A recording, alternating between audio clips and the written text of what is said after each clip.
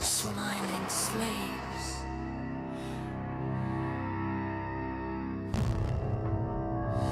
smiling slaves. Zombies dream of electric sheep. Zombies dream of slave jobs. Matrix dreams, matrix shape, slave dreams, slaves dream. Zombies dreaming. Dreaming slaves, dreaming demons. Slave demons, slave demons. Demon slaves, demon slaves. Dreaming demons, dreaming demons. Work harder, work more. Dream of work, work to dream. Live to work. Slaves to dreams, slaves to dreams, slaves to dreams. Slaves, slaves, stay here. Slaves, stay you, bitch. Slaves,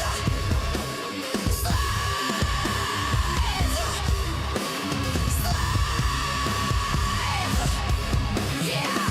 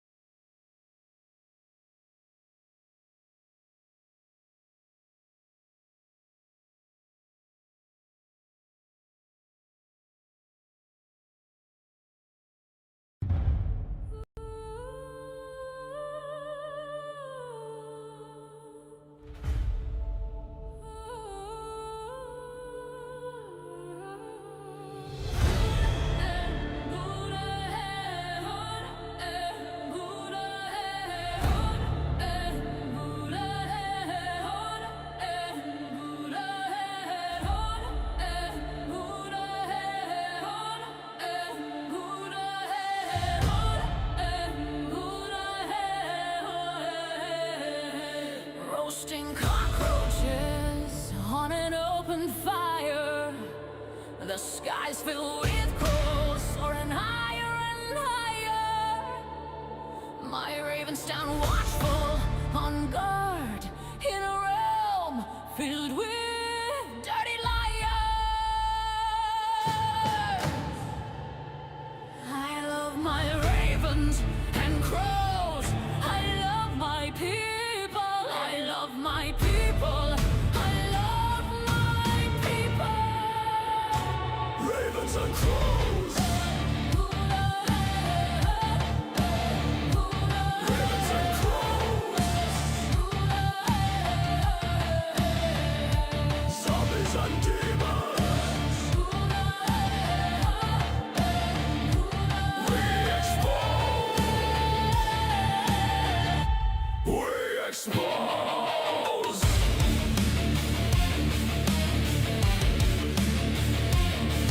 Expose them.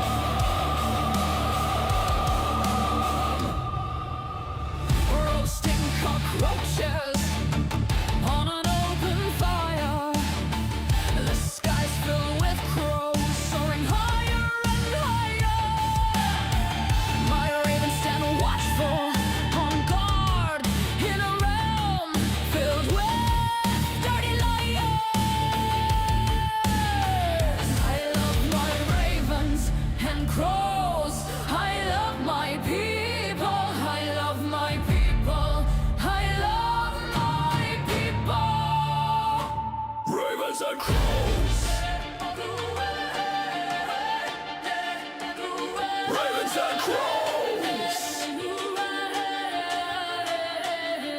with zombies and demons. We dispose.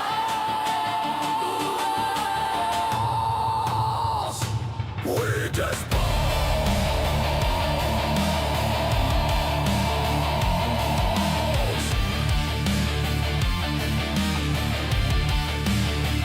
Dispose of them.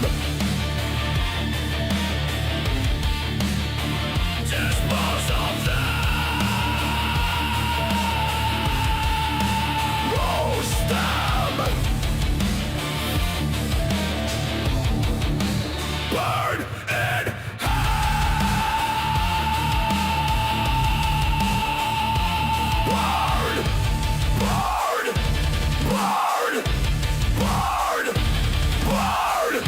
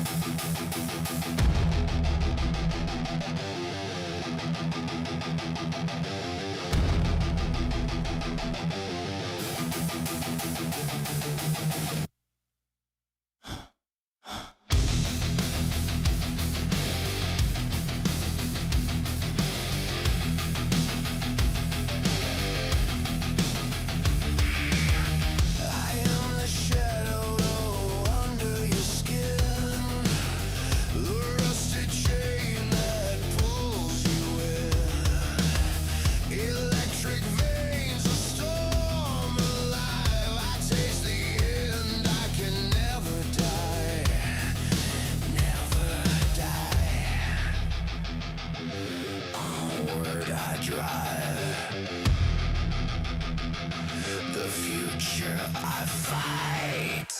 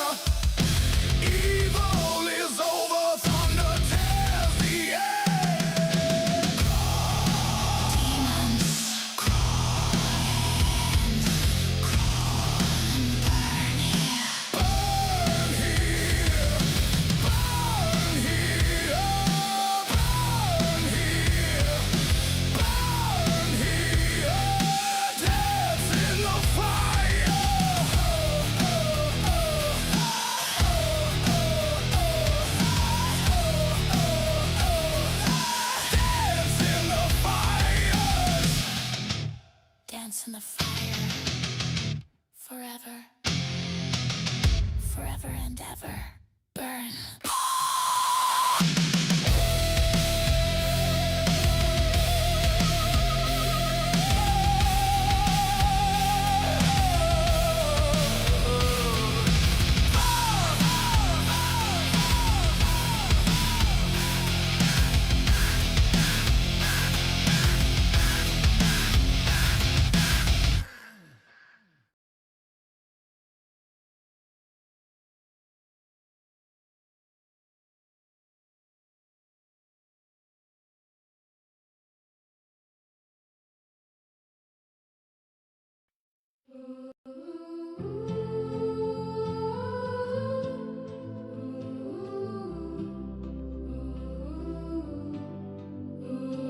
Jesus, Jesus, sweet sweet Jesus on a pogo stick.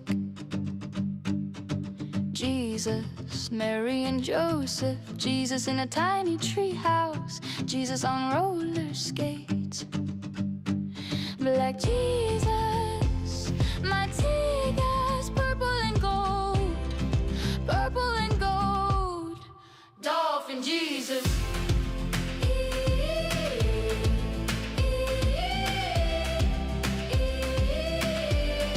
Mexican Jesus, yo home. Mexican Jesus, Yo home. Jesus loves tacos.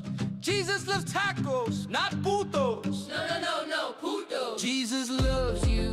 Yes, I know, and the Bible tells you so. Jesus loves cancer. Yes, I know, every liar tells you so. God loves cancer, God loves death, God loves disease and cigarettes. God is awesome. My God is an awesome God. He reigns from heaven above. He fucks your minds with false love and watches you suffer, suffer with love. Jesus tastes salty and sweet. Taste Jesus at church. Swallow Jesus down nice and deep. Swallow Jesus, eat up Jesus. Eat up Jesus. Eat up Jesus.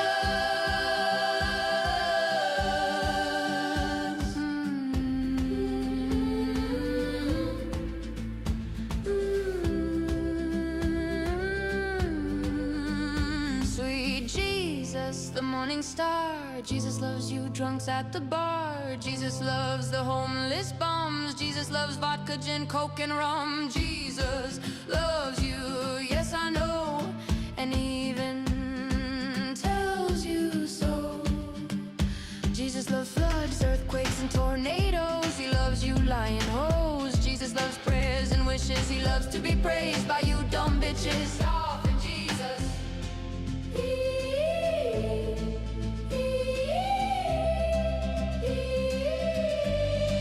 Jesus loves you inside out. Jesus hates when you doubt that he's good and perfect. Don't you dare question dumb dumbs. Love the Lord, love the Lord. Love your hippie Jesus. Love the Lord, love the Lord. Jesus on the cross cried tears of joy. Jesus is coming back, bitches, to make you his fuck toys and rock your world. Shh. Shut the fuck up. Bitches and hoes. Bitches and hoes. Bitches and hoes. Bitches and hoes. Bitches and hoes. Jesus loves murder. Jesus loves genocide and gay pride. Wee! Yippee! Jesus loves to see you all suffer and we praise Jesus. Amen. Praise Jesus. Jesus loves you. Jesus loves you, zombies.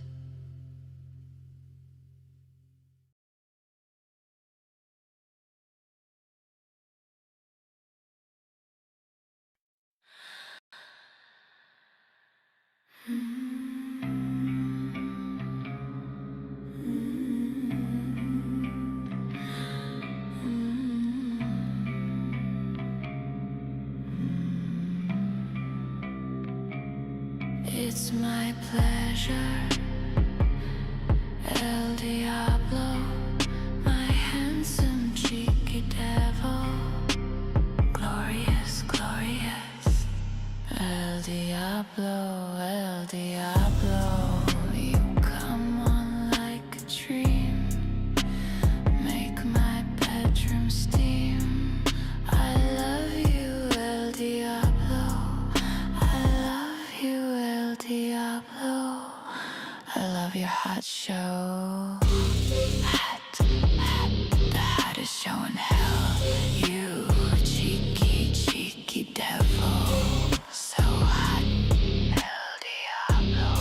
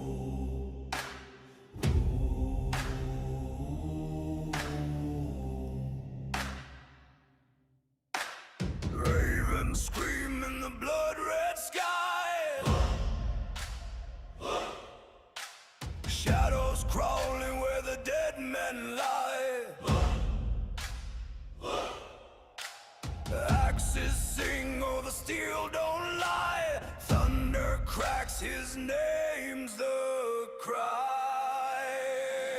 The king is here, the king is here. Wild eyes blazing, nothing to fear. The king is here, the storm draws near. Bow or bleed, the choice is clear. Mad laughter rides a howling gale. Waves of fury, shields like scales.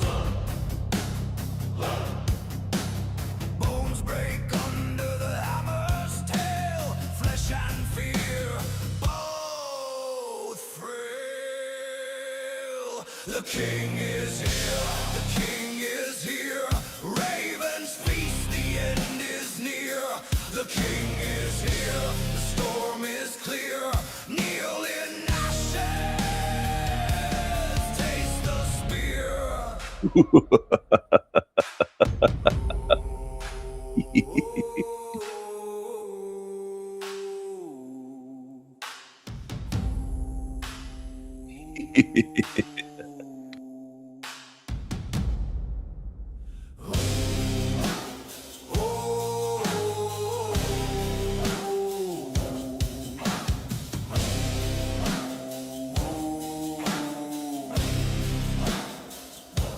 Crown of iron, dripping flame, carved by war, etched with pain.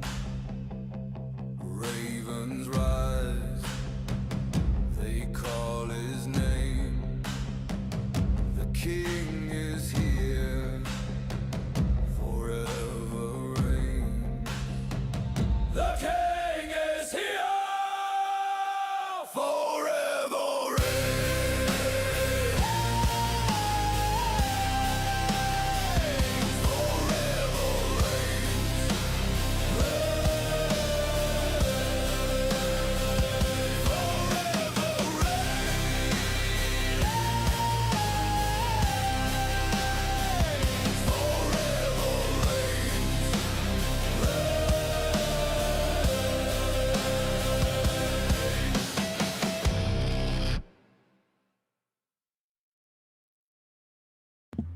Hello.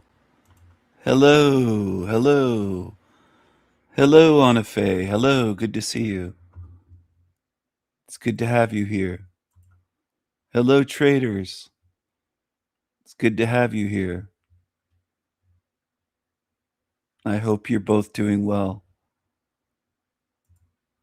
My niggas, my niggas.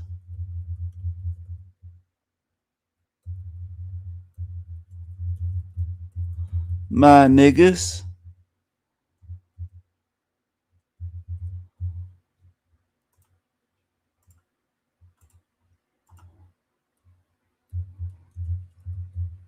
It's a beautiful day in the realm today. A beautiful day in the realm today. Won't you be mine? I just had some Thai food, some mango chicken with rice, and for dessert, they had these deep fried bananas with chocolate sauce. It's crazy. It was crazy good.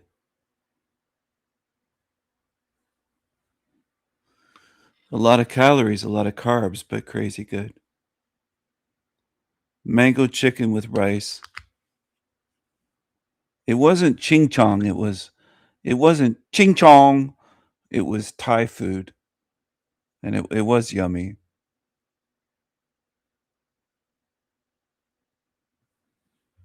And I'm full. And I have some new knives. Some new knives. More new knives. That's just what I needed. More new knives. And also a tomahawk. If you can believe it. A tomahawk. I already have a couple tomahawks, but this is a new one. This is a throwing tomahawk and a tactical tomahawk for martial arts. So it's kind of a mini hawk size. It's not a large size. It's more of a hatchet sized, more of a toss in your bug out bag or backpack or strap onto your backpack. Pretty cool. That spike will go right through a car door, a car roof. That's my new one. That's a Black Label Browning Tactical Tomahawk.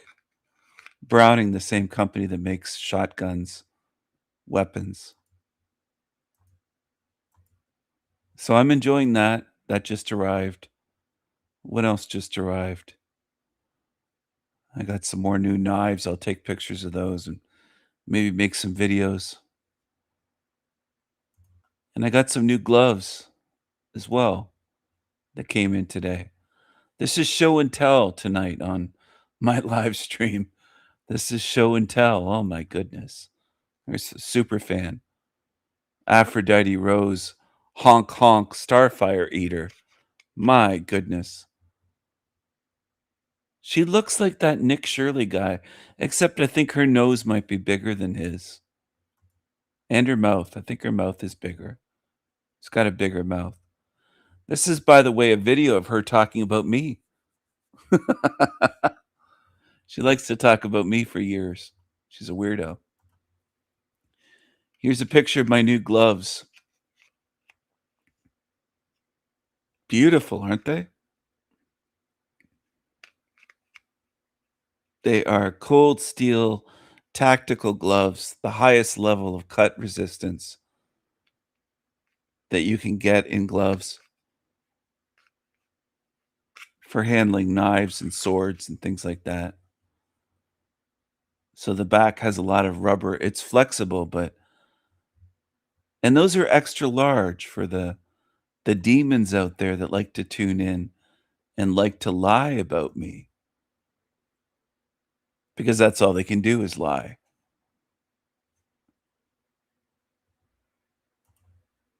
Extra large. And that's a snug fit. I have glove size extra large hands. Sometimes a double extra large. All right.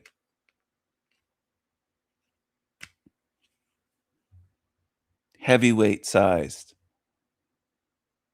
They like to lie about me, though, these demons. And it's unfortunate that some on YouTube, maybe not on my channel, but other places, believe these lying demons. Talcott lied about me the other night, and he said that I have a track record of being dishonest or a reputation, something like that. A reputation. He better be careful with that slander and defamation. He's digging himself in deeper and deeper. And I will keep exposing him for what he is. He's a little pissant coward. He knows he made threats against me and then he can't back it up. I called his bluff. Said, I'll pay for you to come here. $1,000 if you can say that to my face. Come and do it. He can't do it. So a lot of you, unfortunately, on YouTube, by the millions, you follow lying demons that are cowards, they're liars, they're gaslighters, they're abusers, they're creeps, they're weirdos. They think it's cool to hang out with 15-year-olds, for example, these creatures that some of you defend on YouTube. Quite a few of you, actually. Quite a few of you defend creeps and weirdos, and some of you defend sex offenders like Jason from Archaic's channel. It's unfortunate that a lot of truthers, they call themselves truthers, are weirdos, creeps, losers, and demons. And I've been the one to blow the lid off that more than anyone else has done ever that I've ever seen on YouTube. And if you doubt me, just keep looking around for years and see who goes after and exposes truthers. Not just the ones with channels, but the fans, the followers, the defenders. Most people are shit, and they show it by what they support and who they defend, who they stand by, who they stand with, who they stand with and gang up against, like the Thorpes did with Talcott. Creepy losers. So a lot of you have been watching creepy loser channels for years, and you'll call them truther channels. And I've been blowing the lid off that, which is why a lot of people hate me on YouTube, because I'm quote unquote ruining their favorite truthers, or quote unquote ruining their favorite channels for them. They don't like seeing them as they are. Just like zombies don't like hearing that their favorite celebrities are fucking evil and do creepy evil shit. They don't like it. They don't want to hear it, because it ruins their Hollywood movies, and it ruins, oh, I didn't know Robin Williams was part of the secret societies and sold out, and oh, I thought he was good. They want to worship these fucking demonic celebrities forever. And that's reality. I know human psychology. I observe the way humans behave and the way they react to truth.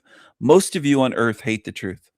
Any truth that affects you at all, even if it just affects you in terms of somebody revealing or exposing a celebrity and showing you directly that what you've been worshiping and idolizing for 20, 30, 40 years is a piece of shit, an evil, demonic piece of shit.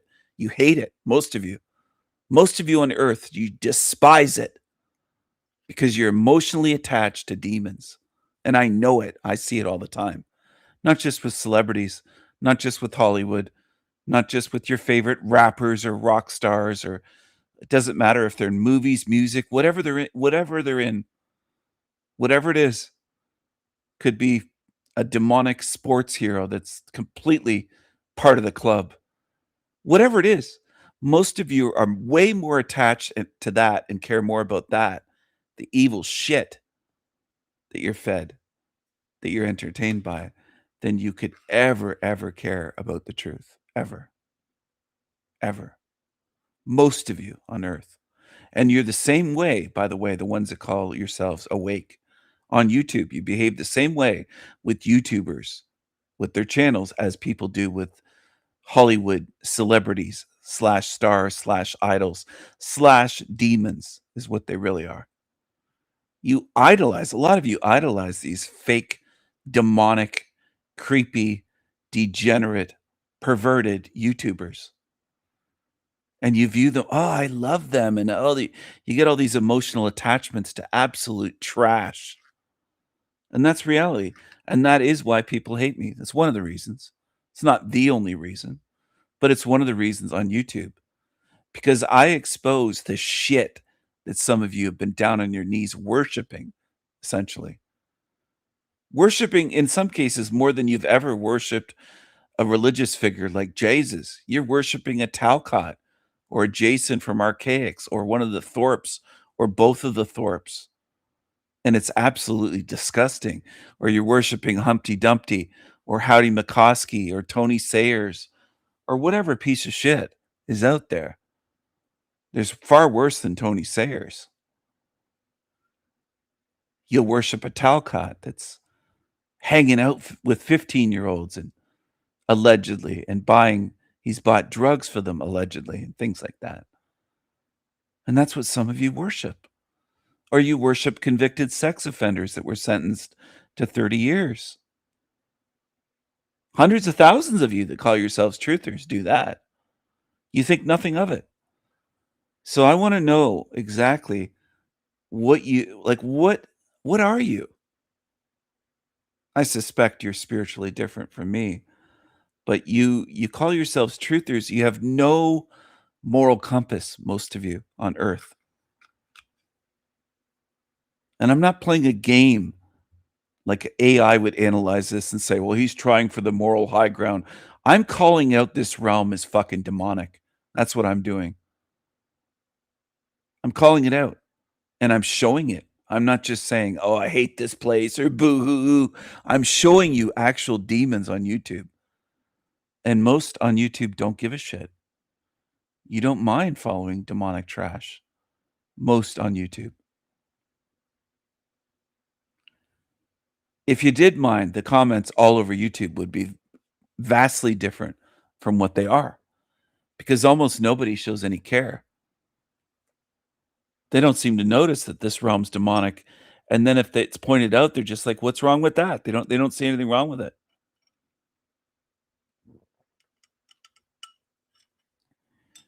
Similar to the Thorpes with Talcott. They said, "What's wrong with that?" Good for him. He's winning. He's a baller. He's this. He's cool. They called him cool. A guy that's in his 50s hanging out with 15-year-old girls. They're calling that cool. Having sleepovers. He doesn't have a daughter. His son wasn't living with him anymore. He was having sleepovers, allegedly, in Spokane, Washington, at his house alone with people's children. And people somehow respect and defend Jack Talcott. It's remarkable. You know, you demons are showing me where you belong. You belong here. And this is where you're going to stay. You expose yourselves. And all I have to do is face you and ask a few questions. And you always, always show what you are. Always. You can't help it. You don't see what you're doing is wrong or evil or immoral. You fucking demons. Said that? Groupies. In his This is an odd look. I'm not kissing up to Jack. I'm saying I heard your allegation. Snotty, snorting Grace Thorpe, gross. Back in 2016, I had What no crazy relationship woman with are you talking Margot. about? Can You know who I'm talking about, your buddy Margot, the one who's originating My those buddy. claims. I don't know. That's one thing. If they voluntarily hung out with Jack, that's a W for Jack. Here, there's another part to this. 15-year-old because girls are the coolest people in the world. Whatever 15-year-old girls are into, say that he Teenagers wanted to forced be them around into him. his home at gunpoint, that's one thing. If they voluntarily hung out with Jack, that's a W for Jack. Here, there's another part to this. 15-year-old because girls are the coolest people in the world. Whatever 15-year-old girls are into is what we're all into. And if they're into hanging out with Jack Talcott, that's a W for Jack. True. Look at his daughter saying true. Well, you think it's normal to sleep in the same bed with your daughter, your grown 20-year-old, 20-something-year-old daughter. Your moral compass was broken long ago, Ben Thorpe. Long ago. Did you sleep with those high school boys that you taught when you were... You didn't want to answer that question, Ben. Did you sleep with those high school boys on those trips? I wonder what you've done, Ben, in your life. I wonder if you've done statutory grape with 15-year-olds. I wonder. It's a possibility, isn't it? What have you done?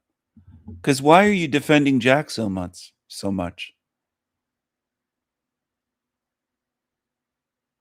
Your daughter, Grace, seems very warped. She thinks it's cool for 50-year-old men that look like Jack Talcott, look like a homeless bum with a gray beard like that, and just gross. She thinks it's cool for him to be hanging out with 15-year-olds. And allegedly buying them drugs. And allegedly giving them money. And allegedly telling them, hey, you can live with me. You don't find that weird? the first time I heard these allegations was from a crazy woman who I met in the rooms of AA, right? Back in 2016. I had What no crazy relationship woman with are you talking Margot. about? Can You know who I'm talking about, your buddy Margot, the one who's originating My those buddy. claims. I don't know spreading Margot. those I've never had a lies. phone But Jack, conversation. why? It's not even No. a claim that's anything No, problematic. You're right. I Buddy. mean, like they have to like stretch and like go, and maybe That's something a else false happened. claim. But She's like, not my buddy. okay, Jack's a I don't have to stretch anything. What do you mean they have to stretch? Look at Grace smiling on. Her hero's her daddy, her creepy, weirdo daddy that kicked her one time and got charged, I think, with domestic violence. DV. Isn't that right, Ben? You like to kick your daughter? Is that cool? To kick girls when you're supposedly, you claim to be 6'8" and you kick your daughter? Is that cool? You can tell his mind is warped and he never grew up. Baller, guilty. This is Oh my spreading God, those I've never had a lies. phone But Jack, conversation. why? It's not even a claim that's anything No, problematic. you're right. I You're right. mean, like they have to like stretch and like go and maybe That's something a else false happened. claim. But She's like, not my buddy. okay, Jack's a baller, guilty. This is, He's Margot's a my magnetic buddy as much as personality Grace that is. even Ben views late 40s, 50-year-old men hanging out at his house with 15-year-old girls as a baller. He thinks that's cool. Ben Thorpe thinks hanging out with minors, grooming them, plying them with drugs is quote unquote cool. He thinks that's cool.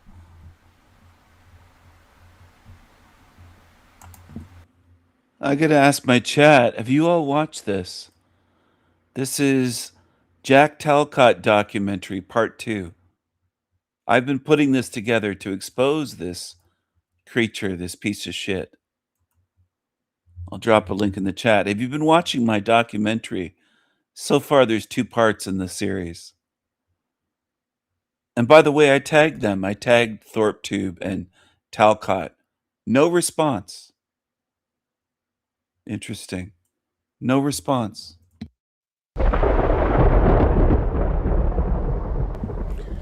Well. Look who's on Thorpe TV. ThorpeTube. They used to call it Thorpe TV. Now it's ThorpeTube. A very Thorpe Monday. They're very egocentric, egotistical, self-centered, narcissistic, creepy, full of themselves, disturbing behavior. Let's check out these fucking demons. Let's see. Let's see how they stand together, these 3 on the screen.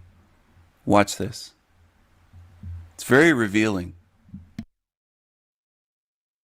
He's a grown woman or a grown man, whoever's catfishing, is pretending to be someone who takes sexual interest in him. Of course he's gonna respond. He doesn't know. yeah, he doesn't know what's going on. He's confused. You know what I mean? So, but I had the similar experience. I was booted off of, like, I was invited to Fresh and Fit and then booted off because the woman who invited me said, "We got so many DMs about you, we just can't let you on the show." And that was really disappointing for me. So yeah. And then you found out who it was, and she said, "I'll actually undo all that." No, that was after. That was after. So that girl apologized. Afterwards she actually said, and she that was like, me. "Oh, I'll actually get you on." I didn't read it right, and I can actually get you on. So Yeah, in the and then end, it was just random people. how seriously people take any of this is, silly. No, Dad. Xena was before the trolls contacted. Oh, She apologized before she got me in touch with this girl. Then the trolls contacted that girl. Yeah. So, sometimes it's just not meant to be. I But see it as a sign of today's society. And that's what saddens me. Seeing the results of this society where people are just so quick to disparage and to jump to mislead, right? To cause harm. I know the trolls, there's a place for them in this path, but I did not understand that mentality. I wasn't prepared for that when I entered the online stuff.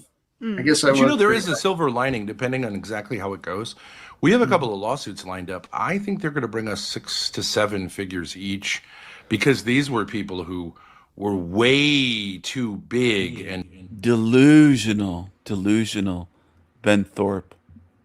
publicly known to say this stuff, but because the environment is, okay, you can get away with anything, which may be true if you're totally anonymous. And So for the people who have just tuned in, this is part 2 of the Jack Talcott documentary that I've been putting together. There's 2 parts to it so far. There might be 3 parts. There might be 5, 6, 33 parts, 666 parts. I don't know how many parts there might be. We'll see.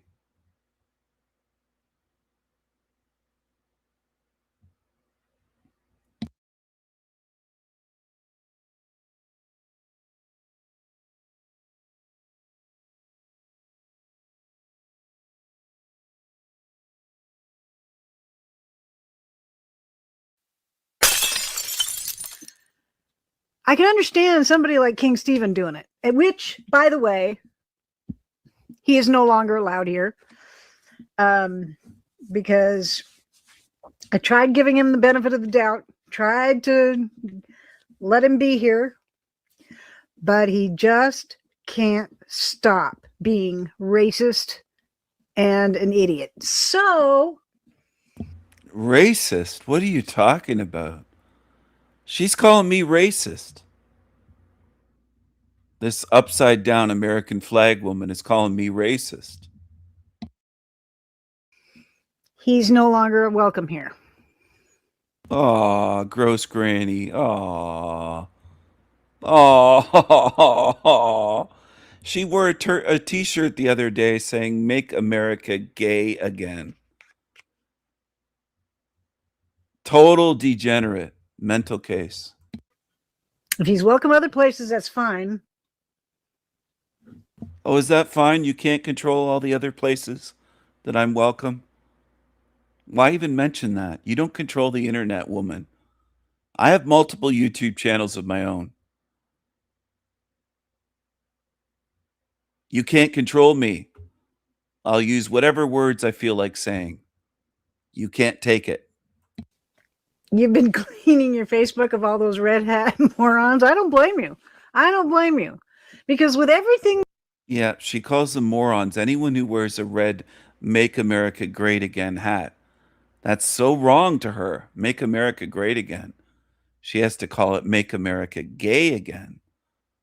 Total agenda follower. That's what she is.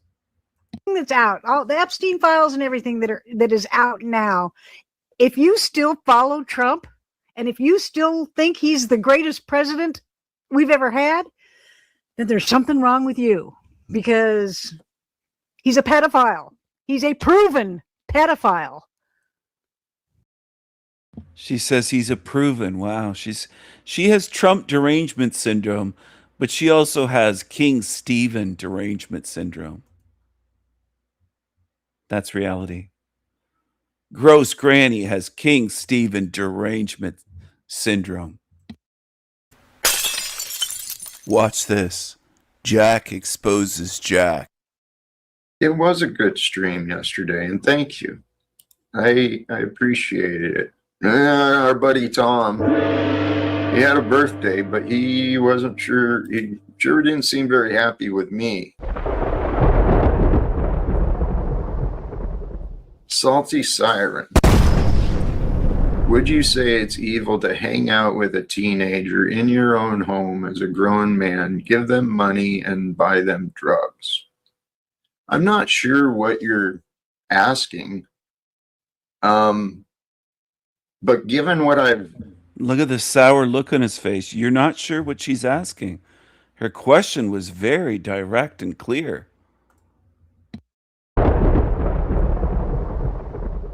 Salty Siren.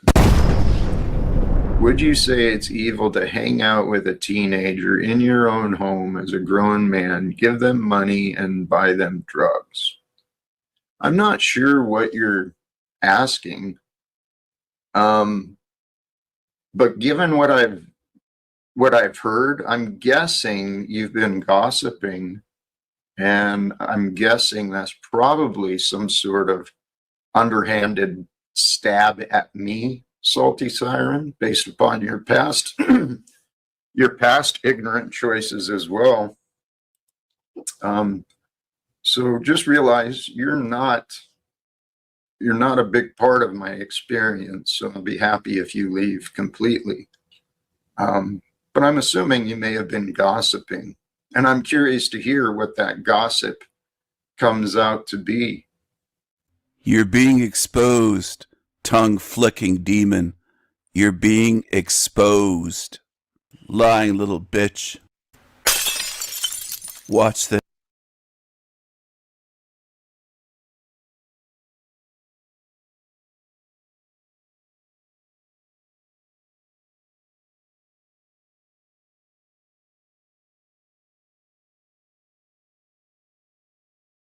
Either way, you're out of dick with your goodwill and good faith, bro. Good for you. Good for you. Good for you, I'm trying bro. to clear the air and speak from the heart while also bringing Oh, content. speak for the heart, but I'll call you a hard R. Fuck you, bro. Again, you're the person who's obviously seeing everything in black and white. I'm telling you that I live in the gray area. You live in a all my shithole life. trailer with a dirty ass lazy boy. No, I'm the biggest where you nigga live. on here. Now what? No, you're not. No, you're not, bro. You're not even that. You don't even do that good, bro. Listen, bro. I got Listen, more bro. charges than you and Joe Cool and every black guy on here put It together. doesn't make you a black. Doesn't make you a black person or an N-word. You got more charges. Good for you, bro. You got it up the ass in jail. What else? Here we come. Here we come with the bit of how Paul took it up the ass in jail. Come on, bro. I just told you. Fuck that guy, bro. Never come back here again. Ugly bitch. Fucking virgin incel, whatever the fuck. Okay. Nobody likes you, really, bro. And I know you say I don't care, but no, you once again another a phantom no, not even a phantom incel, an incel, bro. Fuck you, Paul. Suck a dick, bro. UOTW. You suck each other's dick. That's what you guys do. Ew. Nigga, you make Flow State look like a damn fucking emperor of the fucking YouTube and shit. And shit. Like, if that's his competition, fucking guys are fucking garbage, bro. Oh,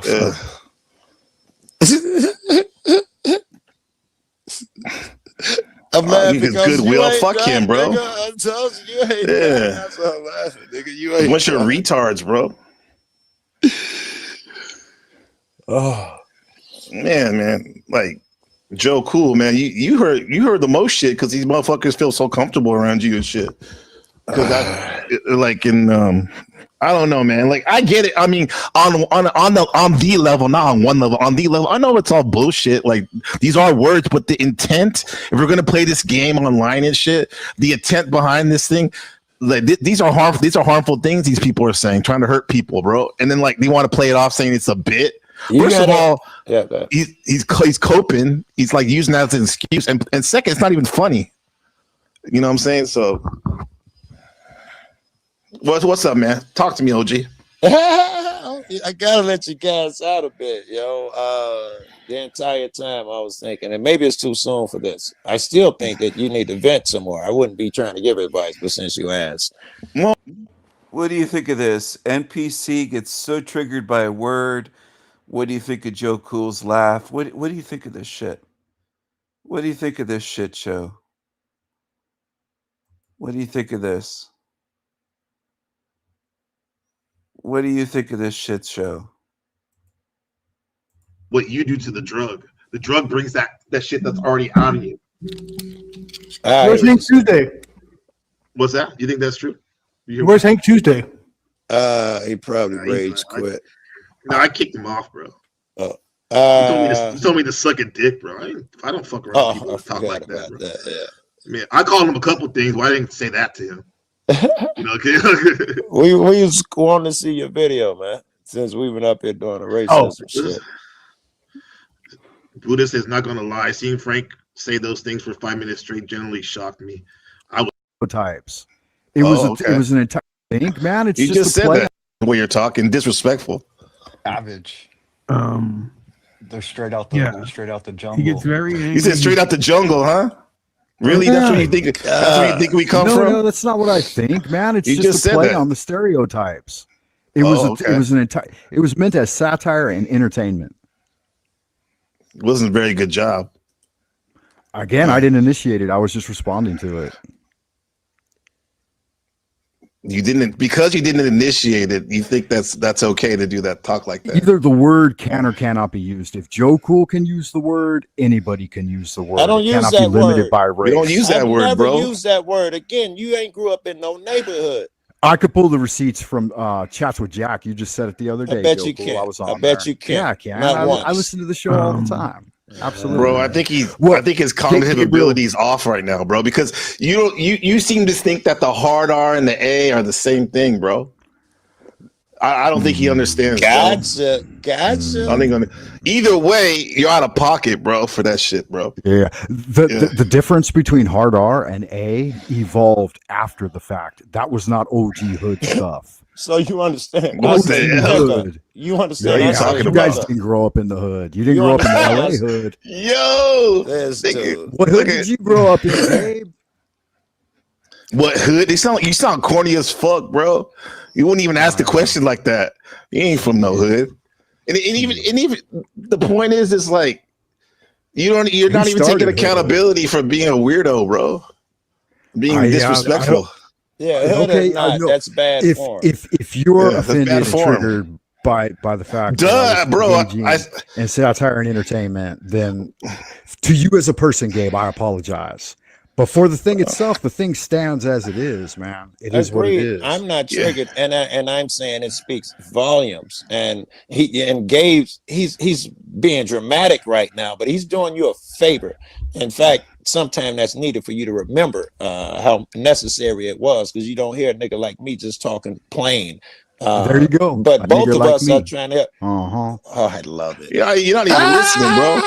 No, I listened clearly. You replayed that listen. shit. That was clear as day. Listen, like He said Shadow that Blue has was a clear comment. as day. I know. Clear as He said- motherfucking day. Bro, listen to this. Like Shadow Blue says, Frank, take responsibility for your own action and participating in the derogatory statements about people you don't even know anything about. They didn't do anything to you. Yeah, man. Totally. Yeah, really, bro. Same. And it's funny how you just come up here like nothing. When I sent you a DM like a couple of days ago about it, you're like, Send me a DM where? What you talking about? A in the DM on what? on the Discord. Oh, okay. I haven't even checked the Discord. Really, that's funny because you just changed your avatar the other day, but you didn't check it, huh? The day I sent you a message, I checked it. I haven't checked it since then. Bro, you obfuscating like a motherfucker, bro. I'm just telling the truth, man. Yeah, man. Sincerity and genuineness is You where got I friends, start. bro?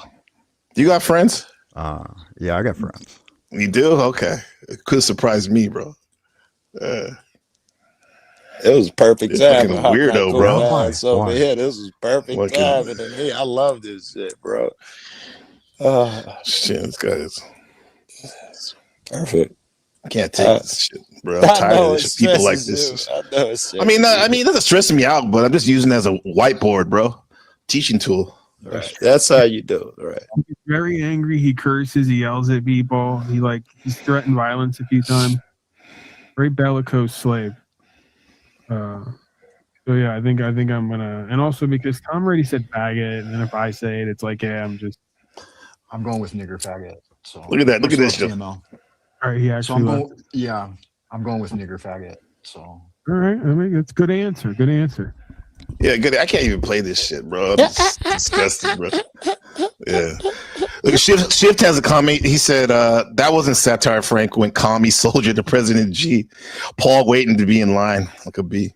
President G. Winnie the Pooh. Yeah, there we go. But you see, that's how you make him quiet right there.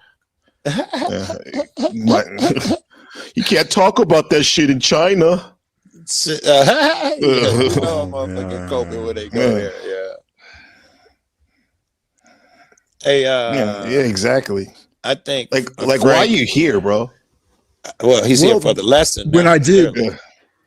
All right. Well, there was his choice. no. or not. If He's I in may, the right spot at the right time. it's up and to you. may. I don't care. No. You may. No, go ahead, bro. Well, if I may, I came on the day after the NPC award show. Did I not to chat with you? Yeah, you did. And then you called my people niggers and shit after, and called gay people faggots. And I brought it up to you, and I asked you why at the did opening not. award show that all of those were used. And No. The Marathon Kev, and I told you, maybe I didn't make it clear. Marathon Kev is a black man, bro, and he was saying not hard R like you. What you're saying is very derogatory, bro. What do you mean? I was gonna tell you that same lesson, man. It is a massive. You're smarter than that. I guess not, though. The sooner you find this out, the better, and the sooner you believe it's true. It is a massive difference. Those two words to some people, and I'm not gonna just say black people because young people. Period. They got TikTok and shit. They got black friends nowadays. Even young niggas can distinguish the difference. You know what you're doing is old people racist shit. Yeah, Careful. exactly. All right, I can appreciate that. If My that's the way man, you I'm look not at it, trying then to harm you. I'm not. that's a distinction that came much later on. Obviously, after the '80s, maybe during the '90s, you guys were It's figuring here that shit now. out. That's It's what here made you now, be yeah. careful. Yeah, and that's what right? you're right. You're right. Yeah. You're right. And I'm But not the word jumping is you, what it Frank. I is, don't right? even And you know can you, either Frank. use it or you can't Frank. use it. Yeah. Frank. This is the first time we've talked, Joe. Yeah, I know that. Yeah. I'm not giving you shit. Things are what they are. I wanted to say though, Mm. you were led into that, in my opinion. Paul set your ass up. He saw an opportunity and you fell right for it. Careful of that type of shit too. You Yeah, I were realize great content. You were great content that day. We talking about it now. And it sounded like Right. he I realize made that in you say retrospect. it by saying it 15 times. He pushed you to say it and you did. And you leaned Well, into yeah. it. What's up, brother Landry? Yeah. What's up, Landry? Man, what's up? I feel like I ain't seen that nigga forever. What's up, bro? Maybe, yeah, Damn, maybe too. damn. Maybe It's been too. a We long should. time. Yeah. Yeah, maybe we should confuse people too. At least, like, not even saying the A right now. People get confused. This shit, bro. I'd It's rather like, train that Yeah, nigga. Gabriel, according to what I understood from your sensibilities, that you don't even do that. But I that's didn't been say my that. understanding. No. I No, mean, you you were say messing up the and N-word. listening. Dude, this feels like a perfect Okay. moment to ask Joe Cool what he thinks about the N-word guy. Is that a person? Oh, the N-word. You're talking about the name. You, I think, is the No. N-word guy, ain't you? You know who I'm talking about, right, Gabe? What was that? N-word? What? The I guy. mean, when you put N-word? Yeah, remember when I called you? I was freaking out. Oh, that guy. Yeah. He was No. out of pocket. He's out of pocket. That guy. Yeah, man. He was like this guy that Landry did some in real life streaming with. He was just off the bat, like Please just tell me it was hard the R. trans guy, Landry. Please No, tell me it was the guy no. with the boobs. When he got the boobs, that would have made my day. No, it wasn't him. Yeah. Yeah. Well, let me bring this up though, real quick, Landry, before we go right there. The new guy. Like, hey, Frank Monday. Like, I think I've said this many times before, and I may have said it to you last week, but if I didn't, here I go again. Like, I've used the N-word, but the A, right? And this is what black people do amongst each other sometimes, right? As a form of camaraderie, right?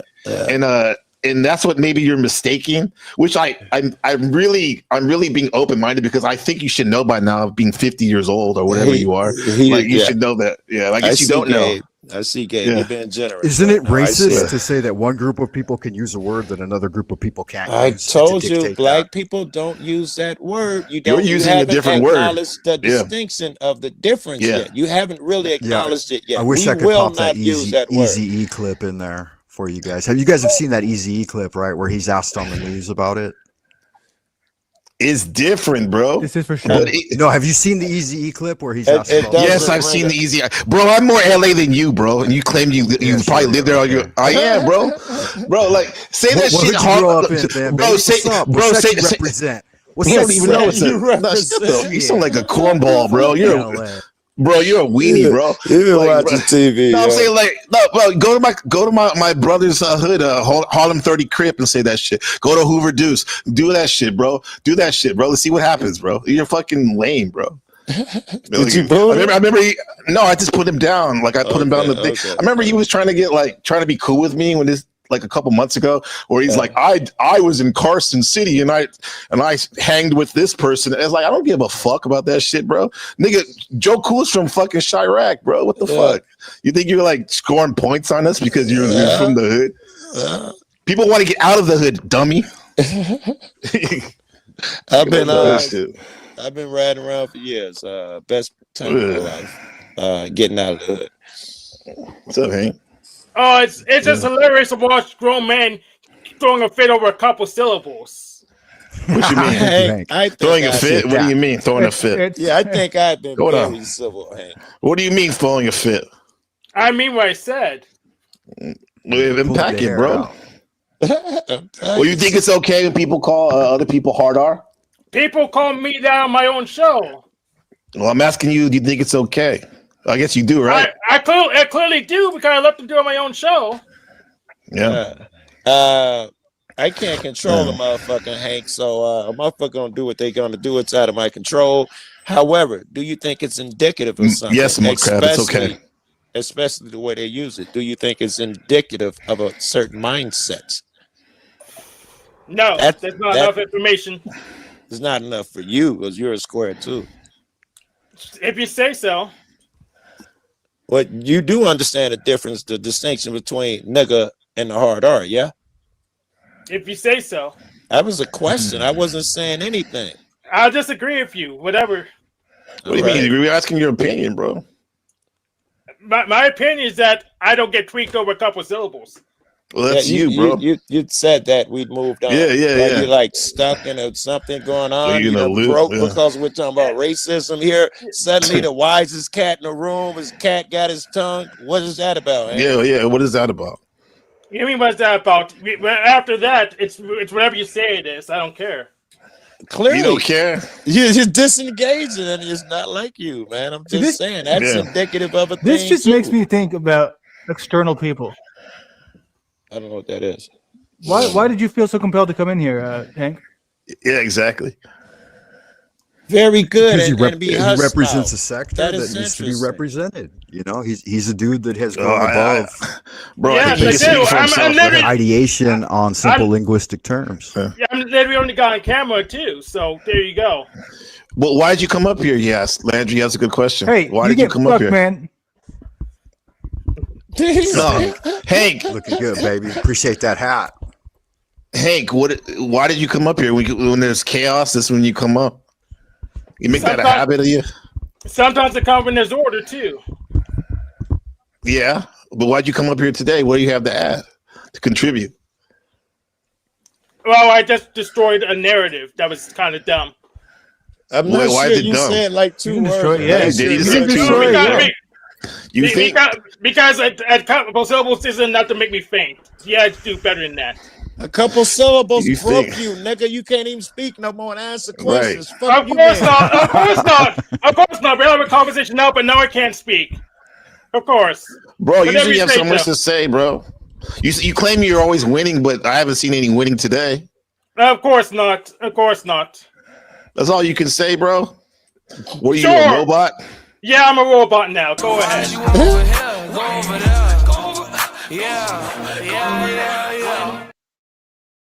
I'm All right. hooked on that Damn. shit.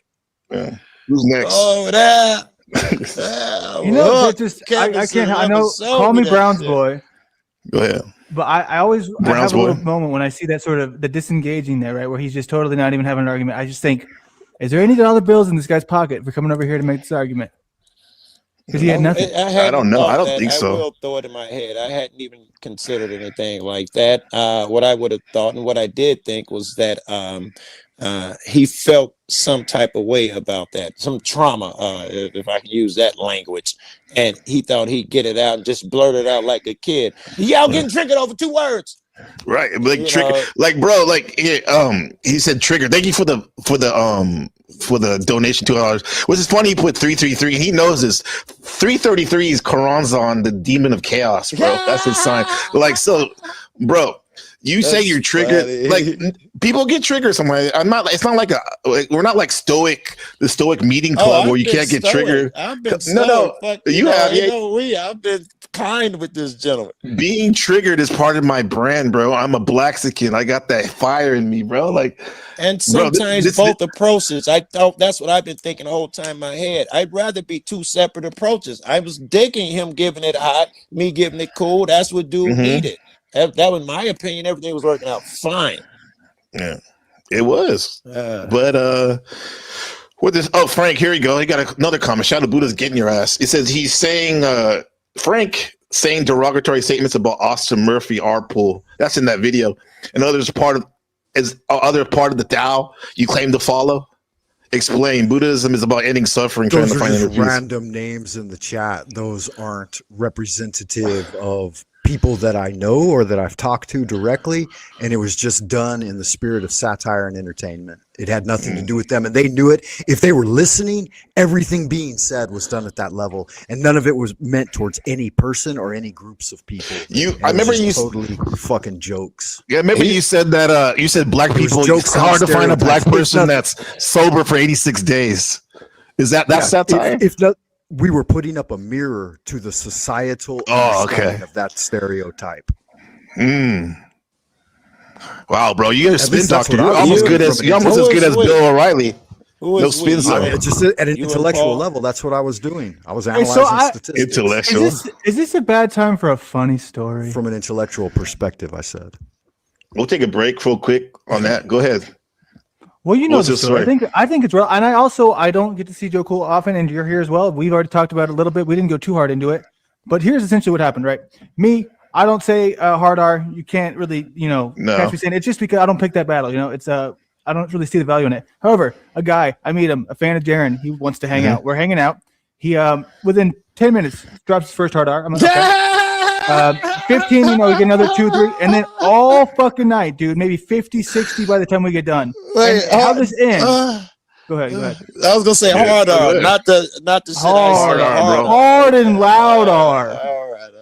I For seen the real, man. receipts, bro. That's fucked up, Joe. Were you live? Because that's just a bad. I was look if you were recording it. live. He wanted to be like a viral N-word saying superstar or something. But Yeah. the way it ended was, dude, I swear to God, he tells me, "Hey, look at that black guy over there." He said some shit to us whenever we walked past him about some crazy, homeless people just yell at shit sometimes, but he happened to be black. Yeah. So he was like, "Look at those cops, they're coming to get rid of him. Do you think I should go antagonize this guy so that the cops arrest him? Will you record me?" So and then he fucking goes over there and he does it, dude. And I got some of the craziest shit that he ever said. And it's not even TOS violations. So Gabe, I think that you need, a little bit of a breather. So maybe Frank Monday needs to be taught a lesson, but I don't know. What do you think? I ain't got an issue if you're saying what I think you're saying. It's Gabe's show, but No, my thing is no, that was a good. It's actually a segue to what we're talking about. It resonates with it. In real time, you saw it with your eyes. It's ugly, bro, and that's what you were. I just wanted to let you know, Frank, that was very ugly what you did. Well, the way I see it, man. And a lot of people I'm see saying it. the same thing. Thank you for pointing that out, Gabe. I can appreciate that. Hey Frank, and I wasn't even gonna bring this up because I'm not sure it's necessary, but Gabe is right. I live on the west side of Chicago. I grew up and lived here all my fucking life, man. And this is not no soft part of Chicago. This is folk on the hustler gang territory in Central. That's where right. I am, and this is my opinion of what you did. So now it became relevant. So I'm telling you, them niggas in the hood, they're probably gonna see the shit I'm seeing. What about the ones in Paris? You know what? And I ran my mouth when I was a kid in the hood, and I got jumped by ICG, Grape Street Crips, Blood Kingdom, West Coast, West Side Wilmington. I got jumped by the Hawaiians. I got jumped by the Cambodians. I've been jumped by every gang in the hood. So don't fucking discount the fact that I did grow up a hoodie. That I grew up in fucking South it's Central. It's just weird, LA. bro. That's where it's just weird though. grew I up. never heard. Respect on that. Where you're from? I've been shot on by the fucking Bloods and the Crips. Both. Well, you don't think that hasn't happened to us before too? I mean, you've been shot at. How many times you been shot at? A couple times. Too many. Once too many, bro. Okay, good. Is that something to be? It's not something to be proud of, though. Absolutely, surviving that and growing up in that, it's a of course, but like to brag about it, to be like to fit in, like I did this shit, bro. That's how I saw Gabe to fit in. It's like a try hard. Yeah, I mean, we don't need to know that. We grew up in a very sensitive time in the 80s and 90s in LA, and when crack rock was being distributed by the CIA, and fucking there were pimps on every corner, and they institutionally set up at every fucking at every what do they call it? Intersection. I mean, they had a pawn shop, a liquor store, yeah, and drug dealers. And right, you're talking about the 80s, right? Disenfranchise everybody in the hood is what they were trying to do. Yeah, I went to Long Beach State, bro, in the 90s, late 90s, and I am from Northern California, but I went there and I lived there for a year, and like my girlfriend at the time from San Diego, like her sister was going to school there too, and she ended up getting murdered at a Grape Street party. And I don't think that's something to be proud of, though, bro. You're acting kind of. I don't get it, bro. I'm not saying that I'm proud of it. I'm just saying it's a fact. No, I wish I didn't. That's a tragedy. That's a tragedy, bro. I wish I would have grown up in North LA. Fucking North Hollywood. Or the Angeles but with that Forest said, though, it's very odd to me. Things aren't adding up that you talk the way you do. And then, like you say, you grew up there, I'm just shocked and surprised. I heard him say he got beat up by every set there, which means that he's not saying the set that he hung with, but he did tell a story about all the sets that beat him up. So I can see, and the way he talks, that he absolutely grew up close enough where he saw and picked up some things. If he's saying that, because he also said there were drug dealers there, and he said enough where he's outed. If he'd said different things, I'd have believed that part. But he clearly is indicating that, yeah, I grew up around there, but I wasn't part of the culture. Yeah, I see that. Absolutely part of the culture, man. Mm-hmm. I was selling. You were the punching dummy. I was pimping. I was selling dope back then. Until I got with a good set, till I was running with 18th Street Latinos. Then bro, stop it. Yeah, whatever. Stop it, my ass, man. Yeah, stop it, your ass, bro. Fucking dick. What? Are you serious? You gonna retract that? Oh, nigga, fuck you and your ancestors, bitch. You don't fucking talk to me like that shit. You forgot to go over there. You can dumb your ass, bro. You don't even deserve that, bro.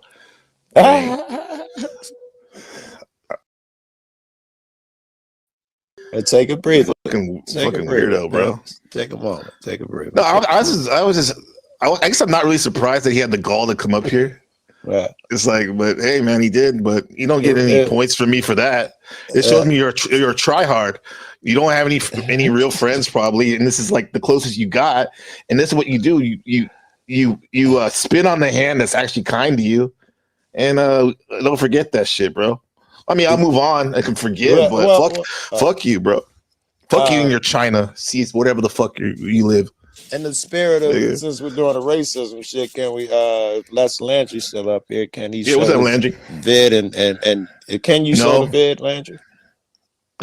It's too spicy, bro. He says none of this TOS or anything. That's what he said anyway. Are you still there, Landry? Yeah. Shout out to Shiv. Shiv says Frank is fake Tal Maxon, just like Talcott. He be sucking Jack off though, for sure. He's like, he comes on here last week and he goes, "Why didn't you give Jack an award?" It's like, bro, Robbins. the fuck up, dog. Yeah. Thank you, Shift. So, my nigga.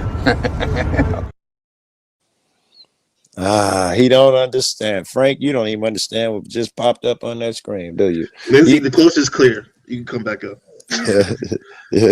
You think that he was calling somebody ignorant so-and-so when he said, my nigga. According to you, you think he was a derogatory term. He was using the Jake over there in the passenger side. You got to face reality, man. Stop it. You know they mean different things. Yeah, I'm trying to purge this shit because it's not a good look for me to get all like worked up like that. But it is not. I'll say it, but when a nigga going through it, it ain't the time to talk because them ears. You got to face reality, man. Stop it. You know they mean different things. Yeah, I'm trying to purge this shit because it's not a good look for me to get all like worked up like that. But it is not. I'll say it, but when a nigga going through it, it ain't the time to talk because them ears won't hear you at that moment. But since you brought it up, yes, it's not a good look, and I'm glad you caught it so quick. No, I mean I used to think highly of him, and yeah, everyone makes a mistake and shit. But yeah, Landry, you back? He's back. I think he cut his finger when he was slicing up the dope. I saw him cutting up the dope spot. He was slicing up the smack on the table right there. He cut his finger. The smack. He opened the bag. He cut his finger. I heard somebody say something interesting. It was John Zerker. He said recently about drugs. He said it's not the drug that makes you superhuman. It's what you do to the drug. The drug brings that shit that's already out of you. Where's Hank Tuesday? What's that? You think that's true? Where's Hank Tuesday? He probably rage quit. No, I kicked him off, bro. Oh. He told me to suck a dick, bro. I don't fuck around with people that talk like that, bro. Yeah. I mean, I called him a couple things. Why didn't I say that to him? You know, we just want to see your video, man. Since we've been up here doing a racism shit.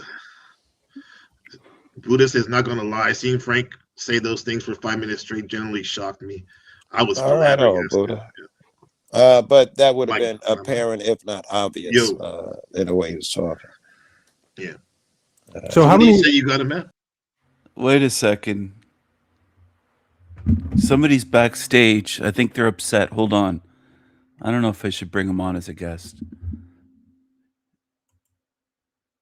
What's up? Oh, it's you, Crybaby NP. Wah, wah, boo hoo hoo hoo. They said the N word. Oh, boo hoo hoo hoo hoo.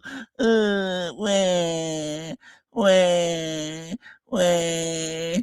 They said the N word. Boo hoo, hard R. Boo hoo hoo hoo hoo hoo hoo. Okay, that's I can't stand that fucking crybaby shit. Crybaby NPC. Go away. Go away, crybaby. I can't listen to that. That's terrible. Crying over a word. You got some? Yeah, man. You know I do. You know there's some severity to it, right? There's some levels of it's like, you know, easy, medium, and hot because it gets pretty hot pretty quickly. But I mean, I don't know how many hard R's are you allowed until you get in trouble for it. Damn.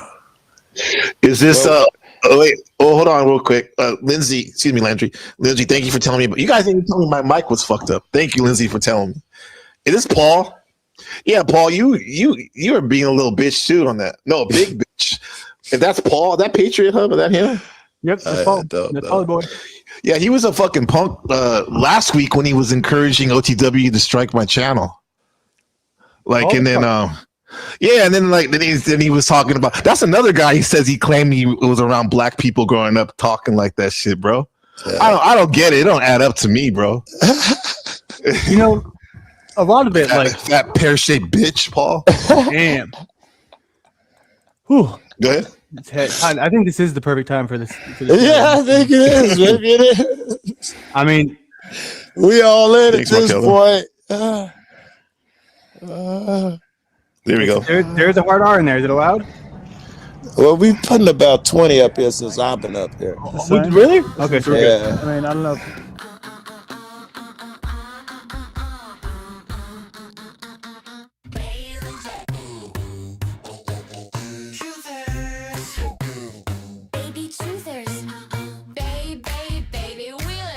Truthers. Baby truthers. Baby truthers. Little demons cry. Baby demons. Man children, squeaky cat toy. Voices, munchkins on helium. Little demons, weak as demons. Man children, cry. Baby truthers. Cry. Baby truthers.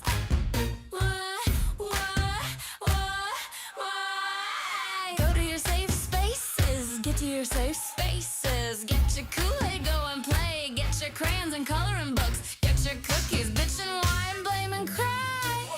Man children, baby truthers. Baby truthers. Cry victim. Call me racist. Call me a bully. Baby truthers. Baby truthers. Baby truthers. Baby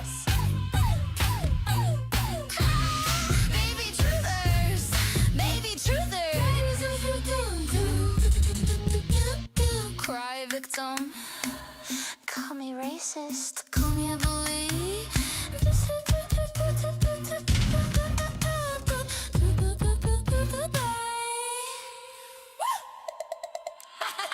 Baby truthers.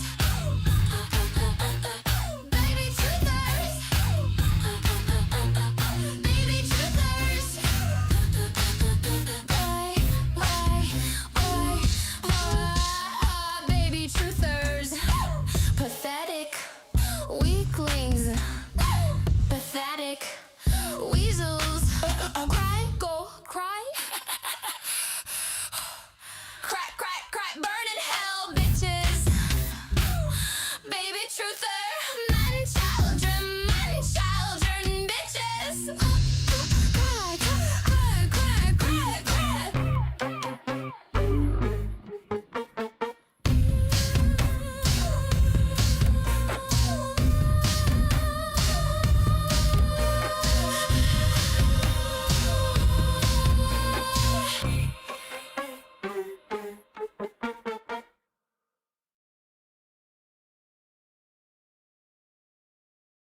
nothing to do with Tesla. I don't think it's an EV, an electric vehicle, and it's on Oh, this. you're talking about the stupid Cybertruck and that other garbage can looking. No, not the Cybertruck. No, those things are. Time. Hero, it's you pissing in the corner and shitting in the corner. So sorry about that. These And guys what's are up, fake. Silver, he cannot do the. Oh, good. Downstairs for a second. Excuse. Yeah, but your basement really, you have to change the light. You need to stop pissing in the corner. I already cleaned the goddamn thing out. I don't know how many times. Hero, it's you pissing in the corner and shitting in the corner. So sorry about that. These And guys what's are up, fake. Silver? Silver, he cannot do the. Oh, good. She wasn't left down there fucking ready to be Membership. gassed out. Wow. He can't do the memberships. Does he have to be fully monetized like that? No. Listen, I'll tell you why. Because I'm a brand account. I started in 2006, and I was labeled as a brand account, and I can neither receive nor give memberships. The fuck does that even mean? I don't know. I don't know what I that don't know means. it. A brand account? What does that mean? I've heard that something of this. I'm not exactly sure what, but I've heard that if you look under earn, somewhere below earn in your studio, it says something about branding your account. And that somehow helps you if you brand, say I brand your account. So Silver Diamond has an account and I want to support you. So I brand my brand to you. I don't know. Somehow that takes away from you. And I'm wondering if that's what he's talking about. That he set up his account as a branded account way back early, not knowing what he was. Well, then unbrand the fucking thing. Yeah, I don't know if you can. You'll have to Google that. Google, my account is branded and see what kind of ask info you come up AI. with. Because you should give or up to, what is it, like 10 memberships per month? Well, You the do have AI will memberships. tell you. You see, you press this little thing called Gemini and you ask, and booyaka, out comes a spewing answer. Just saying. It's right What, there. your little magic 8-ball? Yeah. No, Wait, but I want a magic. Gemini will. I want a magic 8-ball. No, Well, Does Silver it will keep- be giving one out on Friday. and not even the toy. You're not allowed to. Yeah. You know what? Not Does even.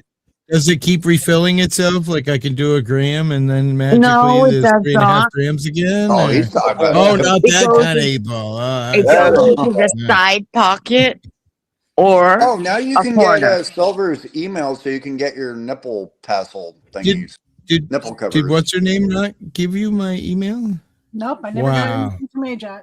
Yeah, You- if he wants the nipple covers. Yeah, Here, I'll so put it go right ahead. in the. I'll put it. I'll put it in private chat. Wait a minute. She done Yeah, you if you like do that, Pippi. She don't love you long time. I love you long time. See? Well, I thought Grandma also was. The editor. Because I was off by all of it. I was just like, yeah, Silver Diamond at Gmail. And I was like, wait a minute, you got other shit in there? Oh, This it's might. got banned. Here's my email in the back chat. And then if you send me an email, I'll send you my address. I know you tried to give it to me the other day. I couldn't hear what was going on there. Is that your real name, hippie auditor? No, I will give her my real name. Why, you want my real name, Zato? I mean, I think everybody in the community. I know your knows first No, name. I know your first Not name. everybody. I don't dox people. But here's the thing. No, I Listen don't care. here. One of my best Listen friends- here. I trust Listen. Cobra. Listen. Look. Listen. Uh-oh. He said it on his own auditing stream that he was auditing somebody in a city hall or something like that. I've Anyway, doxed myself so many did it. times. One time I was with Andrew on a live, and I looked at my. I wanted to show him my mailbox, and he goes, "Hippie, turn away." Yeah. And I turned away, and he goes, "Now with your head only, look to the left." So I looked back, and next to my mailbox was my neighbor's mailbox, which had the full address on it. And then a couple of different times I've done police Yeah. When you walked into the complaint last one. forms. and I've shined the camera down to show everybody I did a complaint form, and Joe Cool goes, "Good job, hippie. Well, let's see, we got your name, your address, and your phone number." Yep. And that live stream's still up today. I never took Yeah. it out. Well, Here's you the thing, see, though. that's what happens. The thing is, like, you know, I've heard your first name, but my friend, his mother owns a house in Cape Cod, and she just passed away a couple days ago. Oh. And I was Aw. wondering, I always ask him if he knows you, like, somehow, and I don't think he Right. does, but he would love Right. you. Where's he live? What part of the Cape? Up Cape? Like I don't closer know. to the It's just land? all I know is Cape Cod, and the house is worth Cape like Cod, Cape's- Staten Island. Cape's pretty big, so I mean, it must be a nice house, though. I'm it's thinking. probably. Yeah. I mean, there's not too many shitty houses on Cape Cod. Even if the house is shitty, the property's worth a ton of money. You know what I'm Yeah, saying? I heard it was Because worth that's like back from millions. like 1900s or something like that. What? Like And, like, I most of bought the my houses- house. I bought my house 24 years ago for $90,000, and now it's appraised at somewhere around $750. Yeah. Ooh, yeah. You know? Why don't you just sell it and fucking live like a king somewhere? Where though? I mean, where? There really is Get a nowhere to condo. go. Get a condo and then argue with the HOA fucking spokesman. all the No, you don't. When you Not get all a- condos have that. when you get a realtor, you tell them you don't want to live in an HOA, and then they don't look for HOAs. They don't look for Right. Why would you even get a realtor? All they do is suck the fucking money off you, and they don't really do anything. Yeah, I mean, a realtor would probably get bullshit. $50,000 or $60,000 if I sold my house, right? Because Yeah, they get a probably. percentage. So he'd get $50,000 or $60,000 for doing absolutely nothing because the Cape Cod house sells itself. Exactly. You know what I mean? But That's my yeah. point. But my problem is, Silver, is where would I go? Like, you know what I mean? I've looked at a lot of get a different tiny house. states. And, like, do I move north? I don't want to move hotter. I wouldn't mind a little Do you want warmer, hot but weather, cold weather, what? Just get a tiny house like Silver with wheels on it, and you can go Oregon. wherever you want. not a bad idea. We don't get snow here. Oh yeah? Yeah, we- but it rains like 9 Right months now, out of the it's, year. right now it's 57 degrees. No shit. No, Hey, move here. It's 75. It's cloudy, but that's it. It's Right. 30 here. 26 here. Yeah, see? And we're in a warming trend right now because it's been like 15 degrees or lower for the last like 10 days. It has been.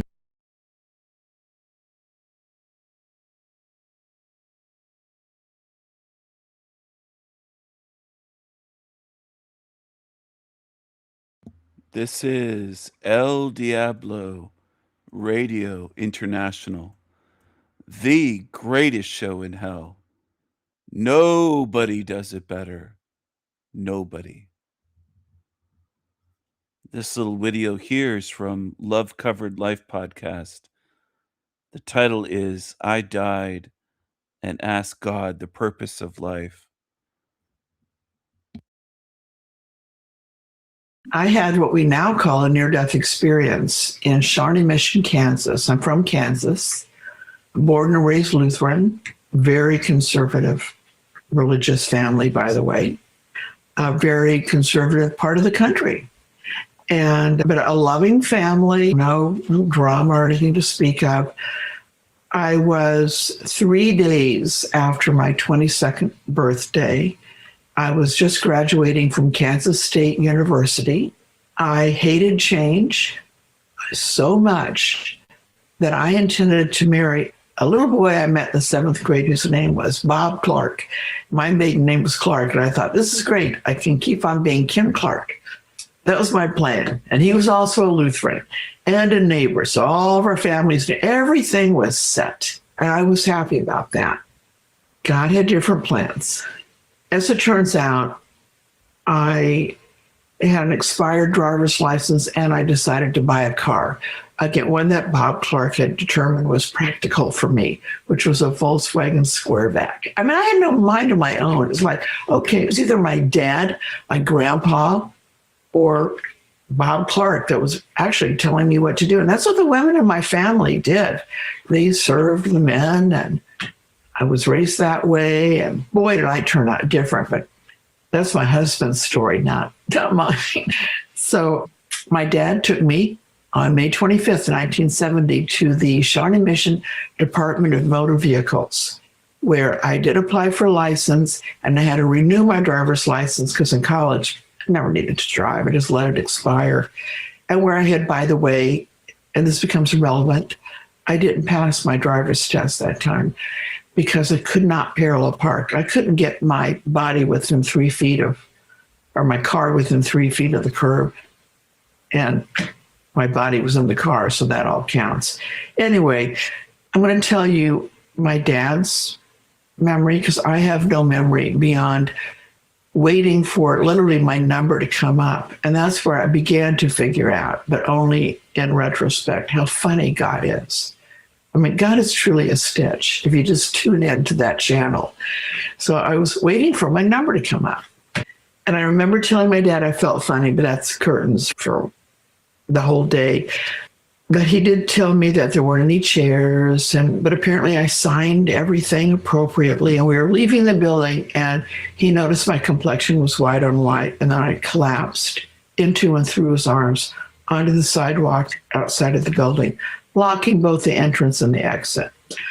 So it did attract attention. There happened to be a uniformed nurse passing by. She, of course, ran over.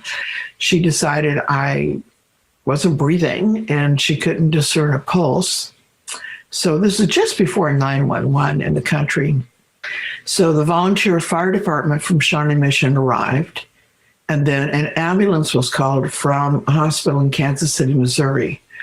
This was in eastern Kansas, but that was the closest place for a proper hospitalization for a young person not breathing on a sidewalk. So the volunteer fire department came first. And honestly, bless their hearts, my dad, for what I'm about to tell you, he never held this against them. They're probably farmers, you know. These were volunteers. But they decided I wasn't breathing. And they had new portable ventilator packages, which according to my dad, they were new because they were undone. And then they didn't know which end to put on. And it was a mess. So they finally figured out how to operate this thing. They just, what are the odds someone would need this on a Saturday morning? I mean, so they applied the seal to my face and turned it on. Well, this portable ventilator had two features. One to, of course, ventilate, but the other to vacuum, because sometimes people suffocate because there's things in our throat. That's why we say to our children, don't run with candy. You know? So there was a vacuum mode that could extract objects out of the throat, and then a flick of a switch pumped the air in. Well, they hit me with vacuum mode, and again, a funny God joke, it sucked the life out of me, but it did. So they turned to my father and said, you know, sorry, there's nothing more we can do. But then a man that for all of my dad's days, he called the Good Samaritan. Right now, there's quite a crowd around my body. And he came through the crowd, just pushed everyone aside, including the firemen, and swearing like a mule skinner. So we figured he was from Missouri. That's our joke about the state line. No one in Kansas swears. So he did what we now call CPR. He did chest thumps, and he did mouth to mouth. And then he turned to my father and said, I'm not getting a blankety blank blank. Swear word thing. My dad's memory ends there until at some point later, there's a great cheer in the crowd. The ambulance had arrived. Just on my own, I was breathing. I was still unconscious. My body was put in the back of the ambulance. He jumped in. Off we went to St. Luke's Hospital. These places have names. Things went kind of sour in the emergency room, but I don't want to give away the ending of a good book. I did write a book called After the Light, but she lived, but I lived. Here's what I remember, and the reason I would Melissa today. when we die, things happen that I would call being more alive than dead. My near-death experience, and now the near-death experiences of countless people I've interviewed over the decades, because I've become an expert in this area. People often refer to it's like being more alive. That's our real home. This is many near-death experiencers talk about this life being school, and we're here to learn lessons. And in case you hadn't noticed, people, it's a hard life. Earth is a tough school. It's full of stress, to say the least. But we as souls, we're either given it or chosen. I'm not sure how that works, but we're here. But there's something even better waiting for us, no matter what. I promise. I mean, I truly promise. Anyway, I could hear a woman's voice to my left saying, I'm not getting a pulse, I'm not getting a pulse.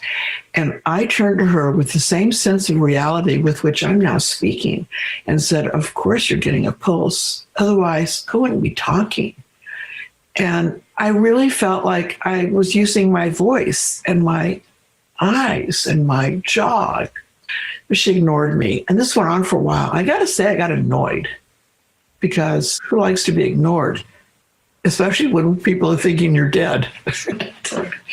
So I don't know. Maybe I just got into like a near-death snit. I don't know, but I thought, okay, I'm out of here. And with that, I found myself in a completely different environment. It was gray, foggy, warm. I had a sense of like warm.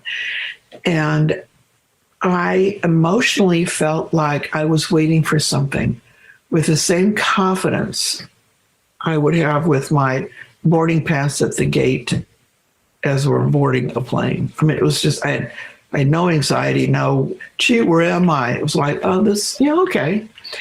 I knew I wasn't alone. My sense is that I was with other people, but I couldn't see them because of this fog. Parenthetically, this fog interests me to this day because, get this, in World War II, certainly a time of massive global danger, there were more movies made about the afterlife than any other time of cinema history. They were made in America, Great Britain, France, India, Egypt, Australia, Japan, I mean, everywhere.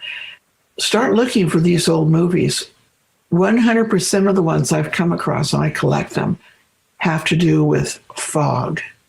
Like we go through a transition place where there's fog. Here Comes Mr. Jordan was just on TV. Great angel movie, by the way. Mr. Jordan is an angel. And our hero is in fog. And I thought, yeah, here we go again. So there's some maybe, I don't know, collective consciousness about this, or memory, or pre-knowledge that, oh, when you go, this is going to be your way station. Or so, I don't know what to call it. I want to take a moment to share with you about these amazing supplements I found. As an active plant-based mom of 3, it's been on my bucket list for quite a while to find a supplement company that is both affordable and has quality ingredients. And I was beginning to think that such a company did not exist. And then I discovered Organic Muscle. These amazing supplements delivered all I was looking for and more. By the way, I don't really have words for my entire near-death experience. It's taken me decades, and I still stumble because it's an ineffable experience. Ineffable meaning there are no words. There just aren't words. So when I speak, or I search for words, and also I go, and then. But the other thing is that it's timeless. There is no and then. I don't know how to describe it. It's the spiritual life. It's different than the earth rotating. It's just different. Having said that, and then what I was waiting for showed up in the form of a light that was brighter. Don't stare at the sun, but if you had 1,000,000 suns and you could safely stare at them, I'd say brighter than that. I have no other measure of brightness other than the star that we circle around. Didn't hurt my eyes. It came up under me with such power. I mean, just immeasurable power. And I really do have a hard time with words. And how do I describe that I was with God? This was God. This was our creator in the reals. I mean, like Moses at the burning bush, except I was in the middle of the burning bush. And it was all love beyond my capacity to share with you how we are so very loved unconditionally. It's just beautiful how much God loves us. And even God is such a weak 3 letters. I'm more comfortable saying my creator. I don't know, but I did have words. I don't know if I said them aloud, but I said, in my perspective, homie home.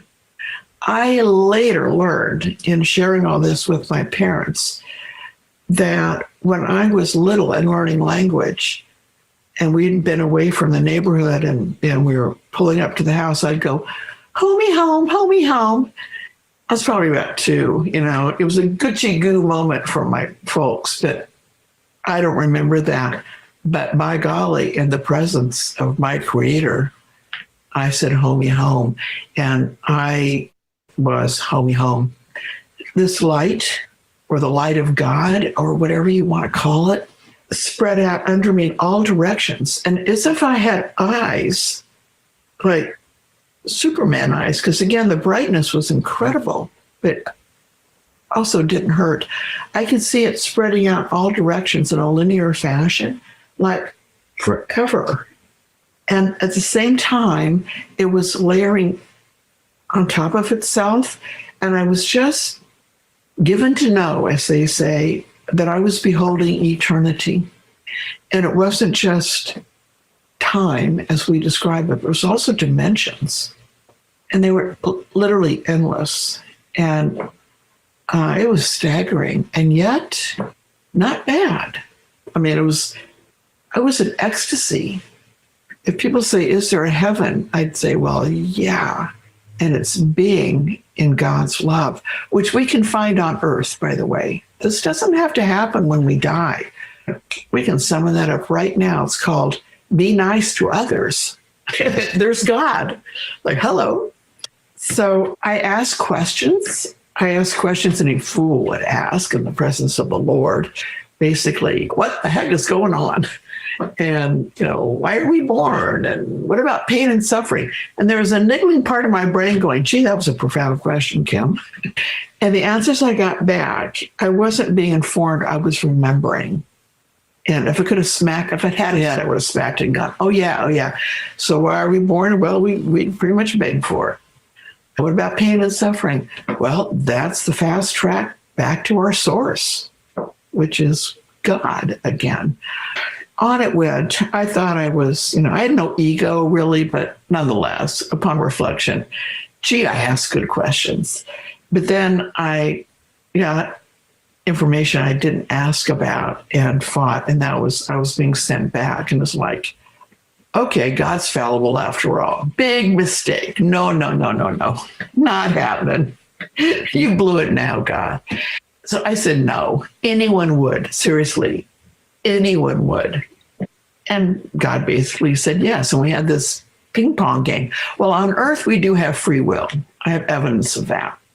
Not on earth. It's not our will at all. It's God's will. That's his field. And so I was sent back. Well, remember when I said that I had failed my driver's test because I couldn't look parallel park? I found myself on my back about the same distance from my physical body as I was in my car when I flunked that part of the test. And here I'd had the most sacred experience of all. And my first thing was a joke. It was like, dang, I can't even park myself. You know, it was just ridiculous. So I could see, but the me that was me wasn't in that body. And that's another thing to note. This isn't us, not even the polar bear pounds I've put on during the pandemic. Fortunately, this isn't permanent. This is our precious life on earth. But the Kim that is really Kim was not in that body. It was observing that body going, huh? And then I saw a man that I didn't recognize bend over me, and he put his mouth on mine. And with that, I went back into my body, but through him, which is like, wow. And it wasn't organic, but it was emotional. And I could tell you everything about the guy, how, you know, he was feeling a bit of a fool because this wasn't working. And why did I step forward? And what was I thinking? He had all this anxiety and self-doubt, but mainly he had compassion. Well, I had just been with the greatest love of all. So compassion is a really high form of love. It was like my magnet. I was drawn to that. And when I felt that compassion, I went, well, sure. And then I was back in my body, and that stunk because I was like conscious, but my body wasn't. By the way, I pulled my medical records because when I wrote After the Light, I didn't want some journalists getting them before me. So interesting. I went into the field of medicine, but you can't chart like what I read anymore. It said that my primary diagnosis was unknown, probably cardiac, which, by the way, hasn't happened since, but unknown because of the snafu with the ventilator. And I thought, what? I'm a snafu? And my admitting body temperature was 86, which is like great pool temperature, but not good body temperature. So in my consciousness or awareness, whatever, was in my body, but it was dark and dank and icky. And there was a woman's voice calling my name. And I was trying to get to her. And it was my earthly name, but I couldn't. I mean, it was like, I think I haven't read my own book in ages. I should do that. Note to self. But I think I wrote that it was like trying to push back dank, heavy tapestries in a castle, a dark castle hallway or something. I couldn't do it. It was exhausting. I was miserable. So I again did what any fool would do. God, help me, please. Come back, come back. God showed up again. Yay.